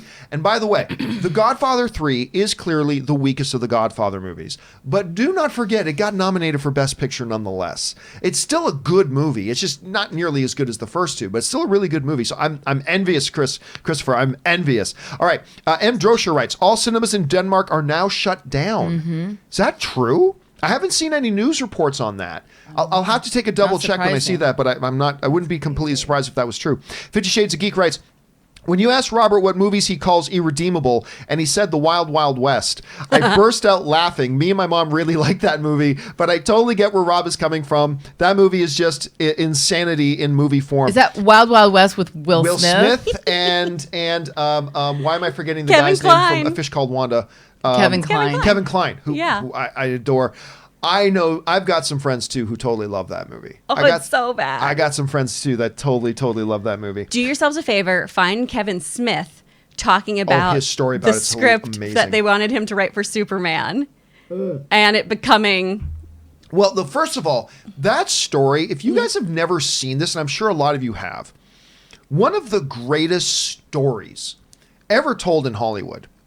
And listen, think what you will about Kevin Smith as a filmmaker. You know, not everybody, I love his films, not everybody does, and that's fine. Whatever you may think about him as a filmmaker, this dude on a stage with a microphone is one of the purely most engaging storytellers. This dude can tell a story that just enraptures you, right? One of the greatest Hollywood stories ever, and you need to look it up because you can find it on YouTube, is Kevin Smith telling the story of when he was hired by Warner Brothers to write the next Superman movie. It is the Superman movie, by the way, that was the basis of John Schnepp's The Death of Superman Lives, What Happened. Oh. That's the movie that he was hired to write. And his adventures with Tim Burton and the producer of the film and all this kind of stuff, it is one of the greatest stories ever. And it's worth, this is like 25 minutes long? It's long. It's great. It's worth just sitting and That's listening. my commute home from here, so I will listen to that. Oh my God, you've never seen it? It's no, I'll listen to it on the way home. Listen to it. One of the greatest things ever. It's perfect. Absolutely hilarious. And by the way, the guy that Kevin Smith is talking about, the guy's name is John... I'm freezing on the last name. Remember. The name of the producer of that Kevin Smith had to deal with. But anyway, that dude was in John Schnepp's documentary, and John Schnepp got to go and meet with that dude, and it's hilarious. Anyway, there's that. Hey, listen. We still have some time here left on the show, but it is now 10:30, which means Chris and Aaron have things that they've got to do, and Joey Bishop's, look how tired. Joey clearly has to take a nap. Joey's so ready for a nap. Oh my gosh, she's had such a hard day already. Oh my God, I love Joey. Anyway, guys, in the meantime, where can people, Aaron, let's start with you. Where can people follow you online? You can find me at Aaron L. Cummings. You can find Joey and her siblings at Rat Pack Cats. And also, for those of you who are planning on being in the Los Angeles area around April 30th, please check out scriptsgonewild.com. Me and some of your other actresses that you are familiar with, those actresses that you've seen in something but can't really place it. We will be getting drunk and doing a live reading of A League of Their Own. And I get to play all the way May. Yes! If it doesn't get canceled by the coronavirus. So we'll keep I will still be there with a mask on. All you need to make Purell is vodka and aloe vera. So, you know what? And we happen to know that Chris has a lot of both in her house. Yeah. So, Chris, where can people find you? You can find me on Twitter and Instagram at actor Chris Carr. And you can also find me over on Nerdwire, where I talk about cartoons and all kinds of other fun stuff and take you on nostalgia trips. Awesome having both you guys here today. Thank you for wading through all this stuff with me today. And we will see you guys next time. All right, guys. In the meantime, we still have more time here to get through some stuff, so let's keep this boat rolling here. All right, next up, 50 Shades writes, fun thing to think about, if Toy Story 2 and 4 came out 1 year after their original release dates, the franchise would have gone one movie every decade. Ooh, really? Toy Story 1 in the 90s, Toy Story 2 would have been in the 2000s. Toy Story 3 in the 2010s, Toy Story 4 in the 2020s. One of my favorite stories is still the fact that Toy Story 2 was never supposed to be a theatrical film. Toy Story 2 was supposed to be a straight-to-home video movie. And once they got into the process, I mean, I'm shortening up the story and oversimplifying it, but they were already into the process of kind of developing the movie. And they're like, you know what? This is actually really good.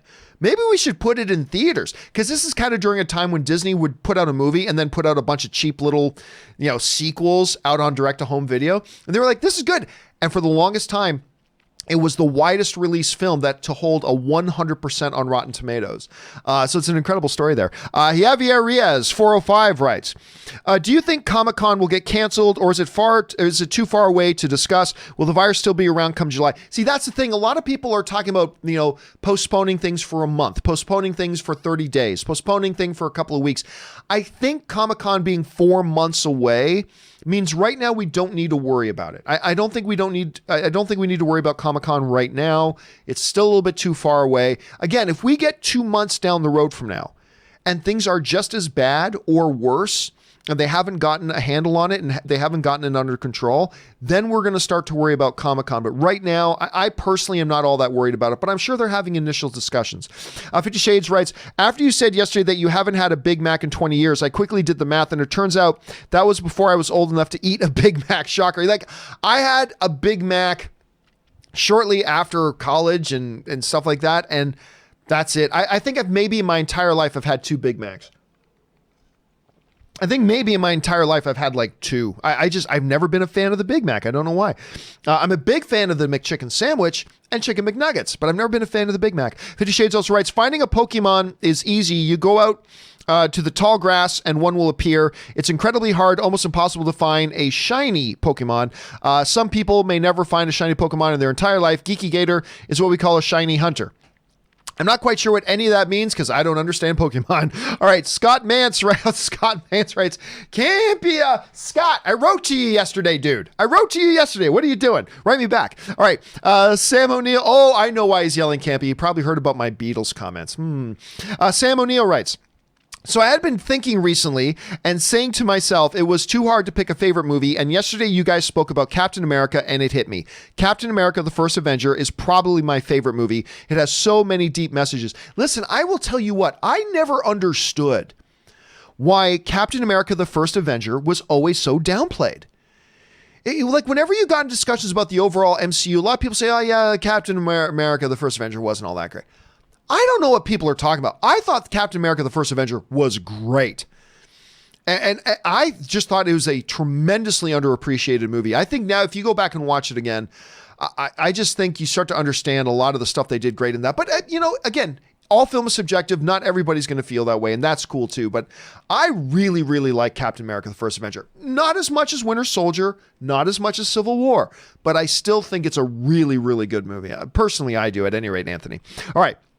Patrick Conway writes, Anthony writes, so the United States spends trillions of dollars a year on new tanks, guns, fighter jets, and have enough nukes to blow up the world 10 times over, but we don't have enough supply of respiratory masks to fight airborne diseases. America. Yeah, I was reading this thing about how like most of the respiratory masks come from a certain country. And then when that certain country got hit with something hard, we suddenly had big shortages of respirator masks.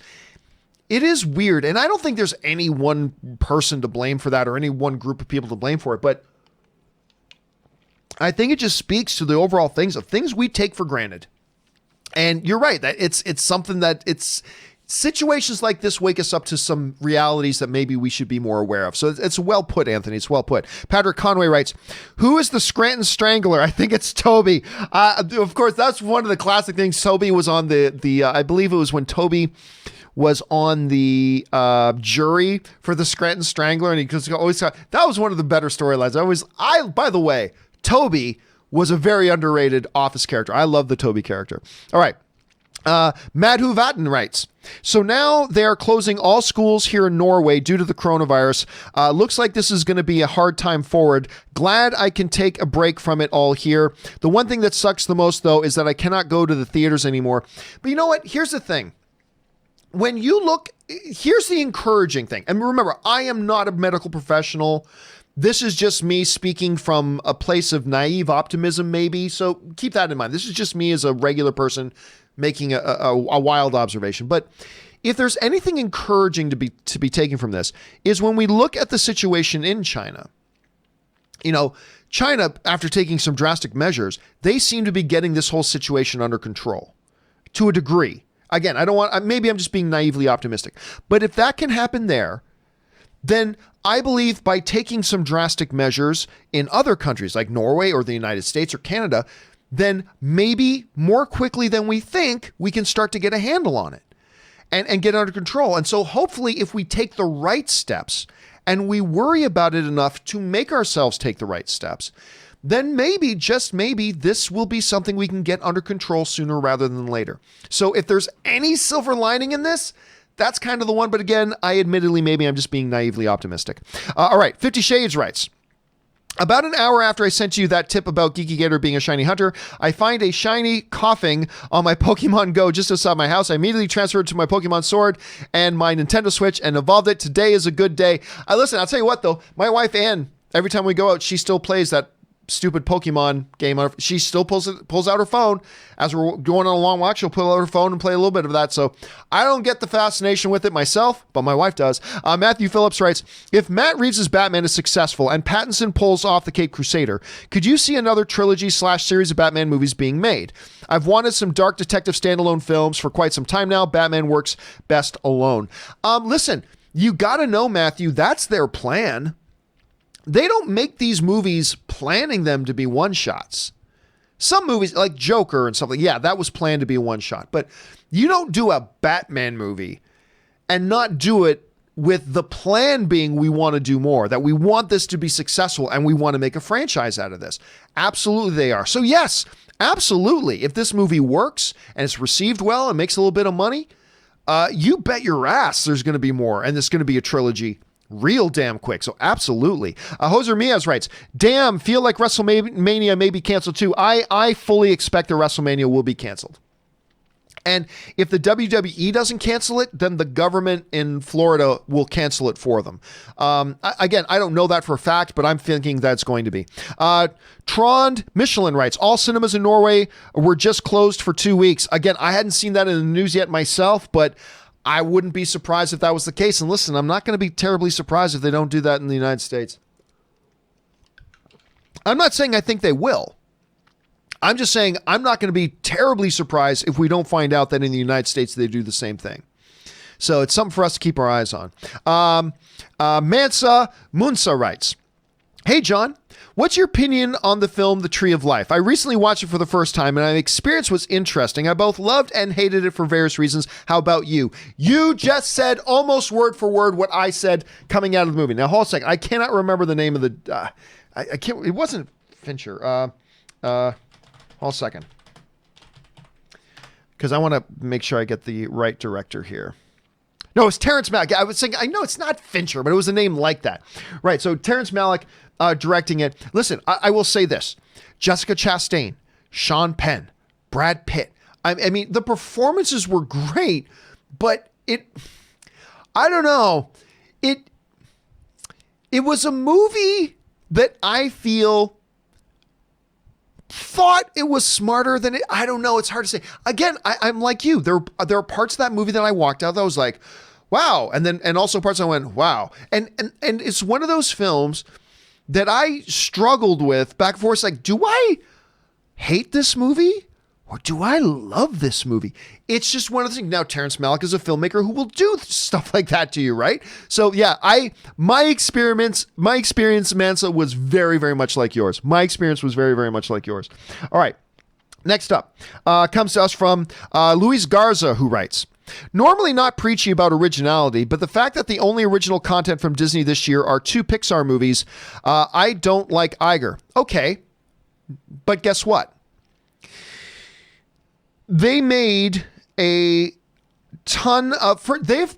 Disney films over the years have put out a number of really great little original films. Queen of Katwe, by the way, with... why am I forgetting? She's going to be my future ex-wife. Lupita Nyong'o. Queen of Katwe, that they just put out a couple years ago, was a brilliant, wonderful, awesome film. Guess how many people wanted to go see it? $1 Million Arm. I think that was the name of it. $1 Million Arm. They put out a few years ago. I think John Hamm starred in that one. Wonderful film. Guess how many people went to go see it?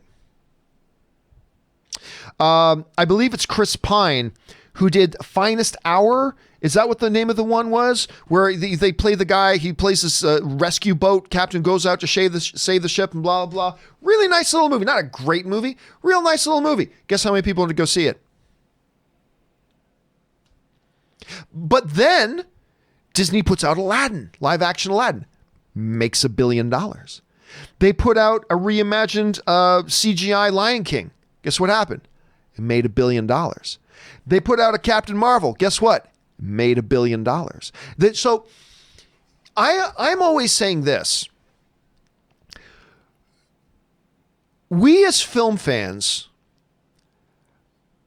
we want our voices to be heard by the studios. The problem with us film fans is we are so radically wrong about how the studio hears us. So we make petitions. By the way, petitions in the movie world is ignorant on a million levels. Never make or sign a movie-related petition, please. Anyway, so we make petitions. You think the studios pay attention to your petitions? They don't, and nor should they.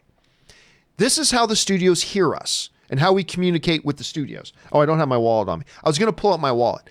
That's how they hear you and I communicate to them, is with our dollars.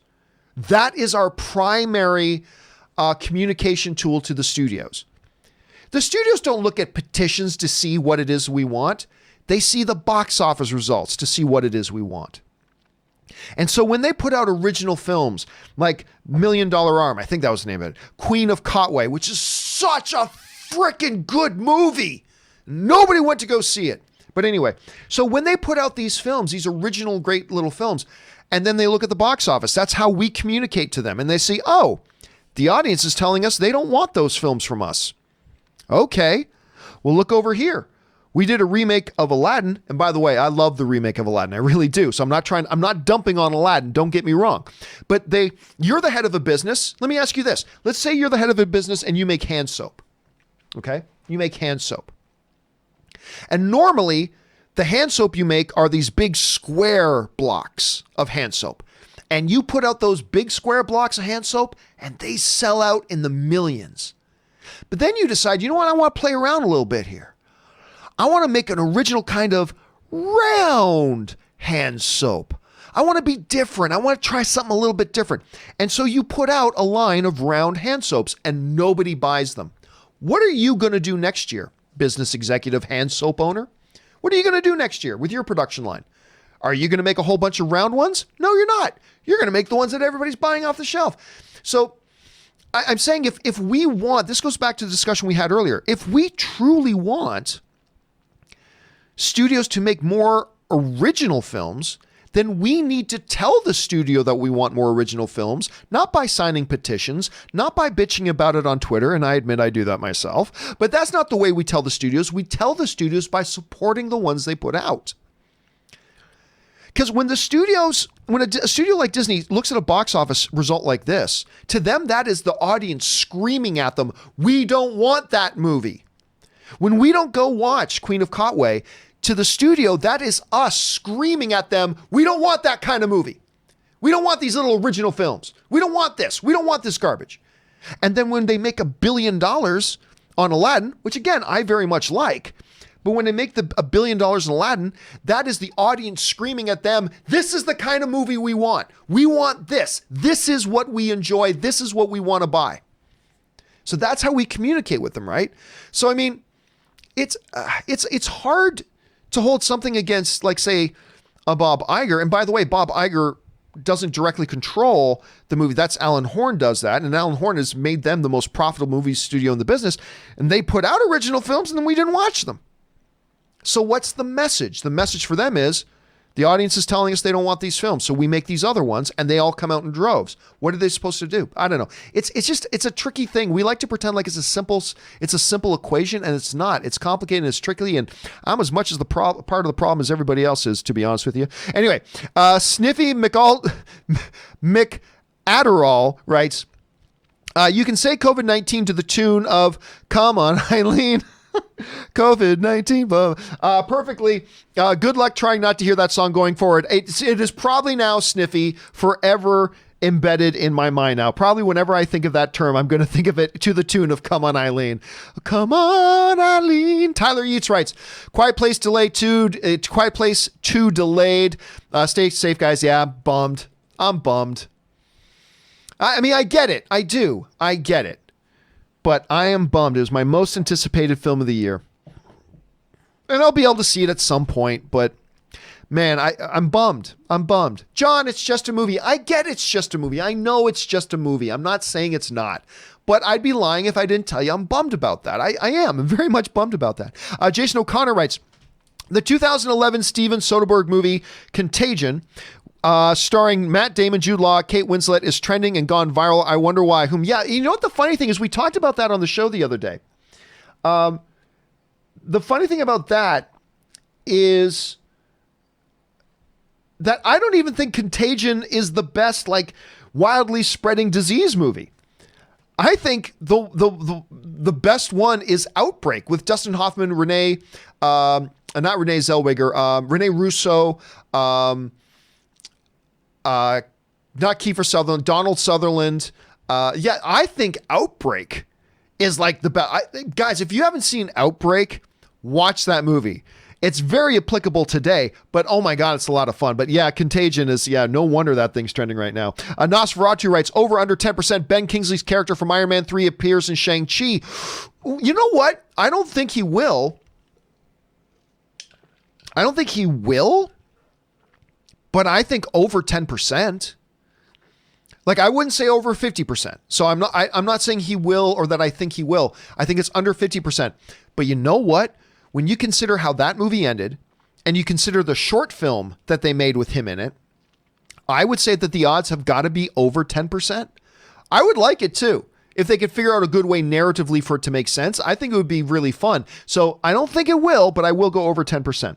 All right. Denmar95 writes, hey, Gio, the virus is affecting my movie-going habit because movie theaters in Austria are prohibited from having more than 99 people per showtime. You know, that's interesting, Denmar, because I was just asking that question earlier. Like, there's a proposal right now that maybe California will ban gatherings of 250 people or more. So I'm like, okay, so how would that play out? Would that mean that movie theaters that are bigger than 250 people can't show movies? Or does it mean that movie theaters that are bigger than 250 people just can't sell more than 250 tickets? So you could have a 500 seat auditorium. You're just not allowed to sell to, like, I just don't know. So it sounds like where you are, they're just saying you can't sell more than 99 tickets per showtime. So that's interesting. Thank you for sharing that. Denmark also writes, Corona is spreading fast in Central Europe. Yeah, that's what I hear.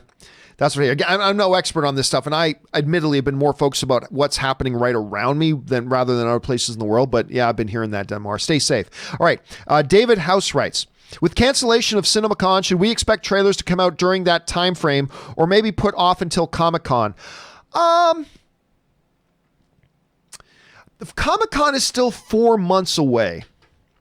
So I think if there was a big trailer, because normally what happens when a big trailer drops at CinemaCon, not always, but usually they then will drop it online a few hours later or a few minutes later or a day later, right? If there are big major trailers that the studio is ready to launch, they're not going to let Comic-Con, or should I say, they're not going to let the cancellation of CinemaCon put it off too awful much. Like, you don't want to wait. If you've planned your marketing strategy around your first big trailer coming out now, you don't put it off 4 full months. So I would guess they won't wait for 4 months. I don't think they'll wait for 4 months. Phil Corvelli writes, hey guys, I just read that Fast 9 release date got delayed an entire year due to coronavirus. This comes from the official page for the film, by the way. And yes, as I look at my inbox, actually, a while ago, a couple hours ago, there was actually a message sent in there from the studio rep saying F9 delayed. I'm surprised they've delayed it that long. I mean, I don't know why they don't just do what No Time to Die did. Move it off 6 months or something like that. So I'm not sure why they pushed it all the way into 2021, but they have their reasons, so it is what it is. Let's see here. Where we're at. Tony Curran writes, hey, John and gang, I am an Odeon Limitless member, and me and my wife took the decision at the beginning of last week not to go to the cinema for the immediate future. Hopefully we can go back again soon. Gutted, to be honest, as we both love going to the movies. And listen, I get it. Again, I myself, and let's go over to the poll that I put up earlier. Like over almost 4,000 of you guys have voted on this since I put this up just before the show started. And listen, it's still pretty even across the thing. 35.1% of you are saying you're still going to go to the movies, but a full 30.4% of you are saying I'm going to limit how much I go to the movies. And a full 34.5% of you guys are saying, listen, I'm just going to play it safe. I'm just not going to go to the movie theater until this thing gets a little bit more under control, hopefully within the next few weeks, maybe in a month or two. But there's a lot of you guys saying that you're just not going to go to the theater, and I get it. I personally think I'm probably more in that second group, not as much. Like, I still plan on going to the movies, but I admittedly probably am not planning on going as much as I normally do.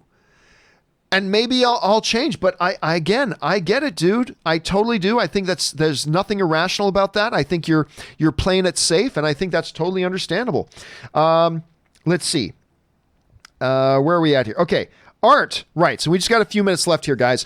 Arndt writes, I would like to give a shout out to my cat, who I sadly had to put down. Oh, I'm so sorry to hear about that, Arndt.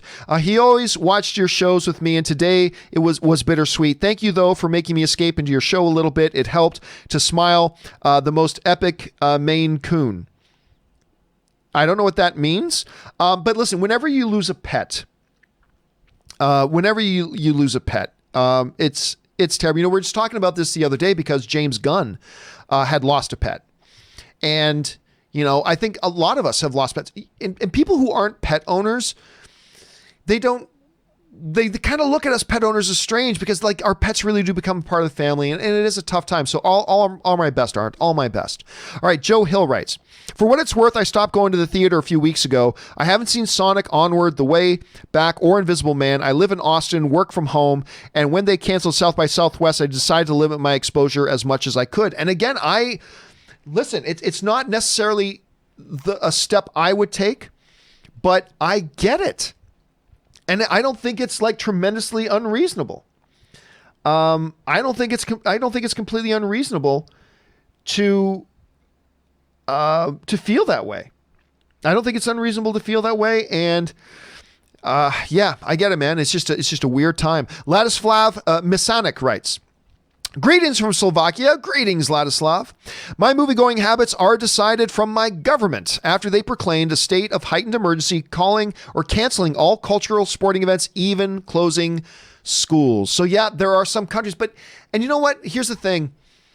The time to take drastic measures, and I'm not saying it's what I would have done. I'm just saying the time to take drastic measures is not after the consequences already happen.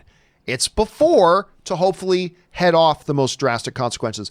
And here's hoping that, you know, various governments around the world taking some really hard measures will pay off in us 3 or 4 weeks from now being able to put this, for the most part, into our rear view mirror.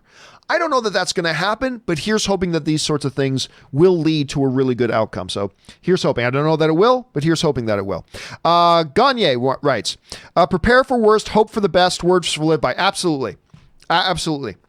I even expect the worst. Like when I'm planning stuff out, I expect the worst. I expect, okay, let's say this happened. Let's just assume that this worst case scenario happens. What kind of position does that leave me in? And that's how I kind of base my planning. So it's true. Orange Hand writes, where are we at? Orange Hand writes, which is better, good director and bad script, or vice versa? Could prequel scripts be salvaged in the right hands, or could George Lucas work magic with good scripts? It is better to have a good director and a bad script. I mean, don't get me wrong. Neither of those situations are good. Neither of those situations are good. But there are scripts that I have read that read great and they ended up as terrible movies. I mean, I've seen it. But I've also seen questionable scripts that a director was able to take, because quite often it's in the execution, that a director was able to take and really make it into something, regardless of the fact that the script wasn't very strong. Neither is ideal, though. You want at least a decent to solid script with a good director. But I'll always say the most important player in that play is the director. And so I will say that it's better to have a good director and a bad script than a bad director with a good script. But again, neither is ideal. You want both. But if I had to pick one, that's the one I would pick. Lord Alucard writes, hey, John, I heard John Travolta got sick too, but it just ended up being a Saturday Night Fever. So he's going to end up staying alive. Thank goodness. Staying alive. Maybe too soon, Lord Alucard, but I'll give you that one. Mr. XVS writes, Fast 9 delayed. Yeah, right. It's just funny. that it gets delayed like 48 hours after Vin Diesel says, we're not going to be delayed 48 hours later. But again, I'm telling you, do not underestimate how much a figure like a Tom Hanks coming down with this shakes and changes everything. It shakes and changes everything. All right. Ben Rayner writes, hey, John and gang, F9 just got pushed back a whole year. Breaking news. Yeah, we talked about that a little bit earlier. Still like, wow. The Last Shady Walking writes, Fast 9 delayed for a whole year. How many movies will follow? I'm expecting probably many because today we also heard Quiet Place 2 got delayed as well. I mean, so I'm expecting we're probably going to hear more. The big question I have right now is, will Mulan get pushed back? And I think a lot of us are expecting that it will. So we'll find that out pretty soon. Last couple of questions here, guys. Mount Mountain Gherkin writes, what do you think about the low-income adults buying senior or children movie tickets online because they are cheaper? Listen, everybody's got to hustle. I'm not going to sit here and... I mean, obviously, it's not the honest thing to do. But I'm not going to sit here and pass judgment on people for everybody's got their hustle. Everybody's got their hustle. So there's that. John's old chair, which I destroyed, writes, what are your thoughts about the impact on movie/show making, etc. because of the virus? Sadly, I can feel it in my bones. Productions will start shutting down. I don't know, because it depends on how big productions are, right? A lot of productions are limited. Like, not every production has 500 people on set and blah, blah, blah. A lot of productions are, hey, there's 20 people in the building, you know? And that type of stuff, I don't see it getting impacted very much. I don't see that getting impacted very much. But as you start talking about productions that are in places that have quarantines or have, you know, rules in place now about a limited number of people who can gather together in one place and all that kind of stuff, it's definitely already having an impact. I don't know how big of an impact it'll have on everything, though, because, again, a lot of productions are done on a smaller scale, right? Like, you don't have 100 people. Like, when I was on set of the Hayden Christensen movie Jumper, there was like maybe, I don't know, 30 people there when I was on set. I mean, so it's not like the 300 people in one place sort of thing. So I don't know how much of an impact it'll have on it overall. Maybe big, maybe not. I'm not sure. All right. Orlando Orrego writes, have you seen the movie Contagion? We were just talking about that, actually. It's now a real life thing. By the way, I live in Florida and planning on going to WrestleMania, and it may get canceled. Better safe than sorry. Yeah, Ann and I were planning on going to WrestleMania. We were also going to go to the big NXT event, and we're doubting they're even going to happen now, so we've canceled our travel plans, unfortunately. But hey, you know, you're right. Better safe than sorry. And I get it. I understand precautions. So there you go. Mr. DVB writes, Fast and Furious got delayed till April 2020.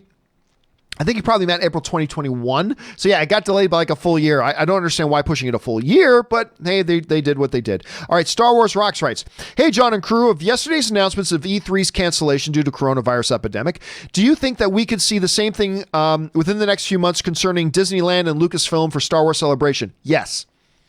Yeah. Yeah, I believe we're going to find out pretty quick here that Celebration's probably going to get canceled. Or at the very minimum delayed. I think it's going to be either canceled outright or delayed. I'm not guaranteeing it, but I'll be surprised if it doesn't. So yeah, I would expect that if you've got plans to travel to Anaheim for Star Wars Celebration, you can probably start looking at canceling those plans. At least that's how I feel. I think that's what's going to happen. Who knows, though? We'll have to wait and see. Jay Master writes, hey, John, here in the state of Washington, the governor declared a state of emergency all around Seattle are since then I have noticed less people going to the movie theaters. And yeah, I've been hearing from a lot of people. Well, anyway, let's move on to part 2 there. Also, the Emerald City Comic-Con canceled. I heard about that. And the Seattle Mariners baseball home games delayed. Also, have you seen the new Soul trailer? If so, what are your thoughts? I'm super excited to see this movie. Yeah, there's a lot of different stuff into one thing there, Jay Master. When it comes to the Soul trailer, we're going to put that off and talk about that tomorrow. I will tell you right now, I really did enjoy it, but we'll go more in depth onto that tomorrow when we can properly sit down and dedicate like 5 full minutes to talking about it. But yeah, the Seattle stuff is tense. As a matter of fact, I've got a friend of mine, and we've been talking a lot about this. There's a friend of mine that's got a very interesting job offer in Seattle, like a really good job offer in Seattle. And right now they're questioning. First of all, it's always a big question. Do I leave the city that I'm in? Do I leave my friends and family and go to a new city? That's a hard enough question on its own. But now, because they want them to move out there like in the next 2 or 3 weeks.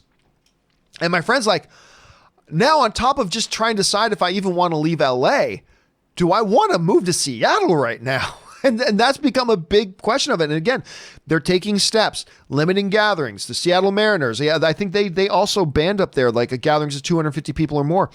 It sounds like an extreme measure, but these are extreme circumstances. And I understand people and governments want to take precautions so that hopefully we can look at this, we can look back on this 3 or 4 weeks from now going, whew, man, it's a good thing we got this under control. So I know that's the goal. Whether we'll get there or not, we'll have to wait and see. Last couple of questions, guys. Alexander Kent writes, Great Scott. John, can this virus be the door to creating the X-Men universe? LOL, seriously. On the subject of Guardians of the Galaxy and Thor, over or under 30% that Gamora finds love with Thor instead of Quill. Thanks as always to you and your crew. I'm going to go under 30%. I'm going to go under 30% on that.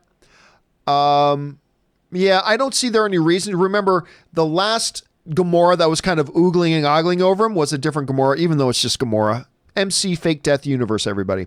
Gamora's back. Surprise, surprise. But at any rate, so I'm going to go under 30, but it's not impossible. I don't know that I would say under 10, but I'm not going to go as high as 30, so I'm going to take the under 30 on that. I'm going to go under 30 on that. John M. writes, what makes an original movie a must-see? It's directed by Christopher Nolan. That's a good one. That's a good one. Directed by Christopher Nolan. I just think there are such good-looking movies that come out and just look awesome and people don't go see. It's weird. But again, even the Christopher Nolan thing, right? That becomes something where, we're familiar with him. We're familiar with that. So we're more likely to go see that. It even just kind of plays in that more, doesn't it? But yeah, Christopher Nolan's a good excuse. It really is. I love his movies. Regan Crisp writes, current death percentage after contracting COVID-19 by country. China, 5%. UK, 36%. Really? USA, what? 73? No, that's not true at all. Obviously, these numbers are changing. I would recommend following the Worldometer's website to stay updated. No, it's 73% of people in the U.S. who get to coronavirus do not die. That's just not accurate at all. So I'm not. Maybe you're referring to something else, and I'm just missing your meaning there, Regans. But anyway, B Daddy DL writes, my wife works at a senior center. See, that's high risk. That's high risk. We are changing everything to make sure those wonderful people she helps stays alive. On another note, I am typing this to get you to say, Giro Tigers? I don't know what that means. Anyway, here you raise an interesting point, though. The coronavirus stuff, people's attitudes towards the coronavirus is much like people's attitudes towards drunk driving. Like a lot of people go, "Oh, I'm fine to drive. I'm fine to ride. Don't worry, I'm fine. I'll deal with it. Like me, if I get in an accident, I get in an accident. I'll deal with it." Well, listen, jerk. It's not about whether you get hurt. I don't give a shit. If you want to drink and drive and you get yourself hurt, that's on you. What I'm worried about is if you get in an accident, you're getting in an accident with somebody else and you're hurting somebody else. Like if you don't care about yourself for drinking and driving, then think about somebody else for a damn minute.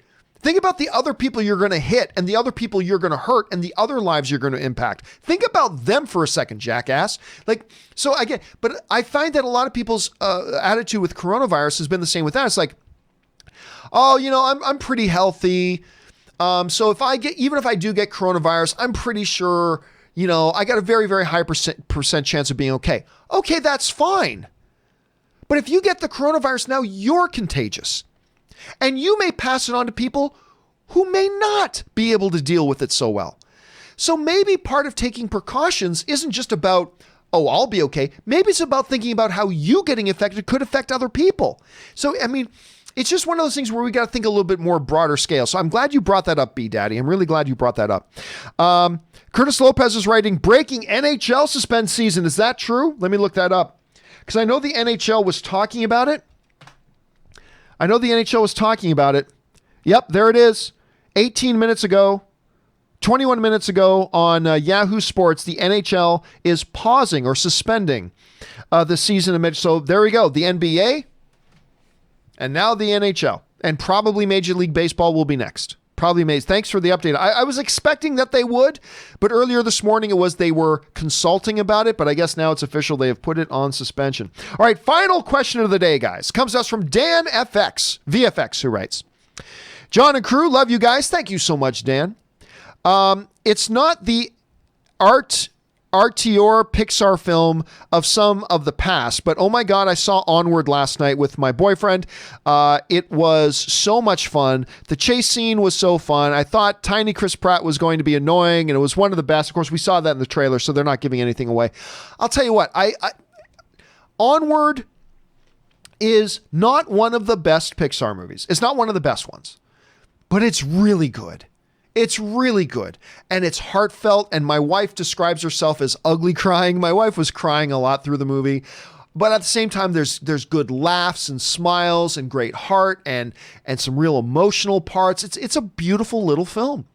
It's a really nice little film, and when you guys get the chance and you feel safe in doing so to go out and see it, I do recommend that you do, because it's a really nice little film and I enjoyed it a great deal. All right, guys, that will do it for today's installment of the John Campea Show. Thank you so much for being here and making this show a part of your day. I know today's show wasn't like the regular and average show that we do around here, but I mean, with all the stuff going on, it was up. Listen, Robert Meyer Burnett and I will be on tomorrow. We'll get back to talking about some bigger movie news items, and we'll get back to talking in our wheelhouse about the things we like to talk about. And hopefully there's not any more new big coronavirus news stuff. We'll probably talk a little bit tomorrow about the Quiet Place 2 and Fast 9 things being shut down. We'll definitely talk about the Tom Holland story.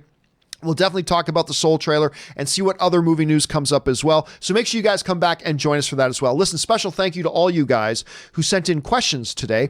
Not just because, number one, you gave us great fun things to talk about, but also because you supported the channel while you were doing it. And all of us here on the John Campea Show, thank you very much for that, guys. Guys, wherever you may be, my international friends, wherever you may be you here stateside, in my home in Canada, in Europe, and wherever you are in the world. May you take care of yourselves. May you be well. May you be able to stay home today from work maybe and watch some great movies at home. Whatever it is, just be safe, be well. That's the important thing here, guys. And my thoughts and prayers to everybody out there and all this kind of stuff. And we will be back again tomorrow. Keep going on. Guys, love you. Thank you so much for everything, and we will talk to you guys next time. Bye-bye.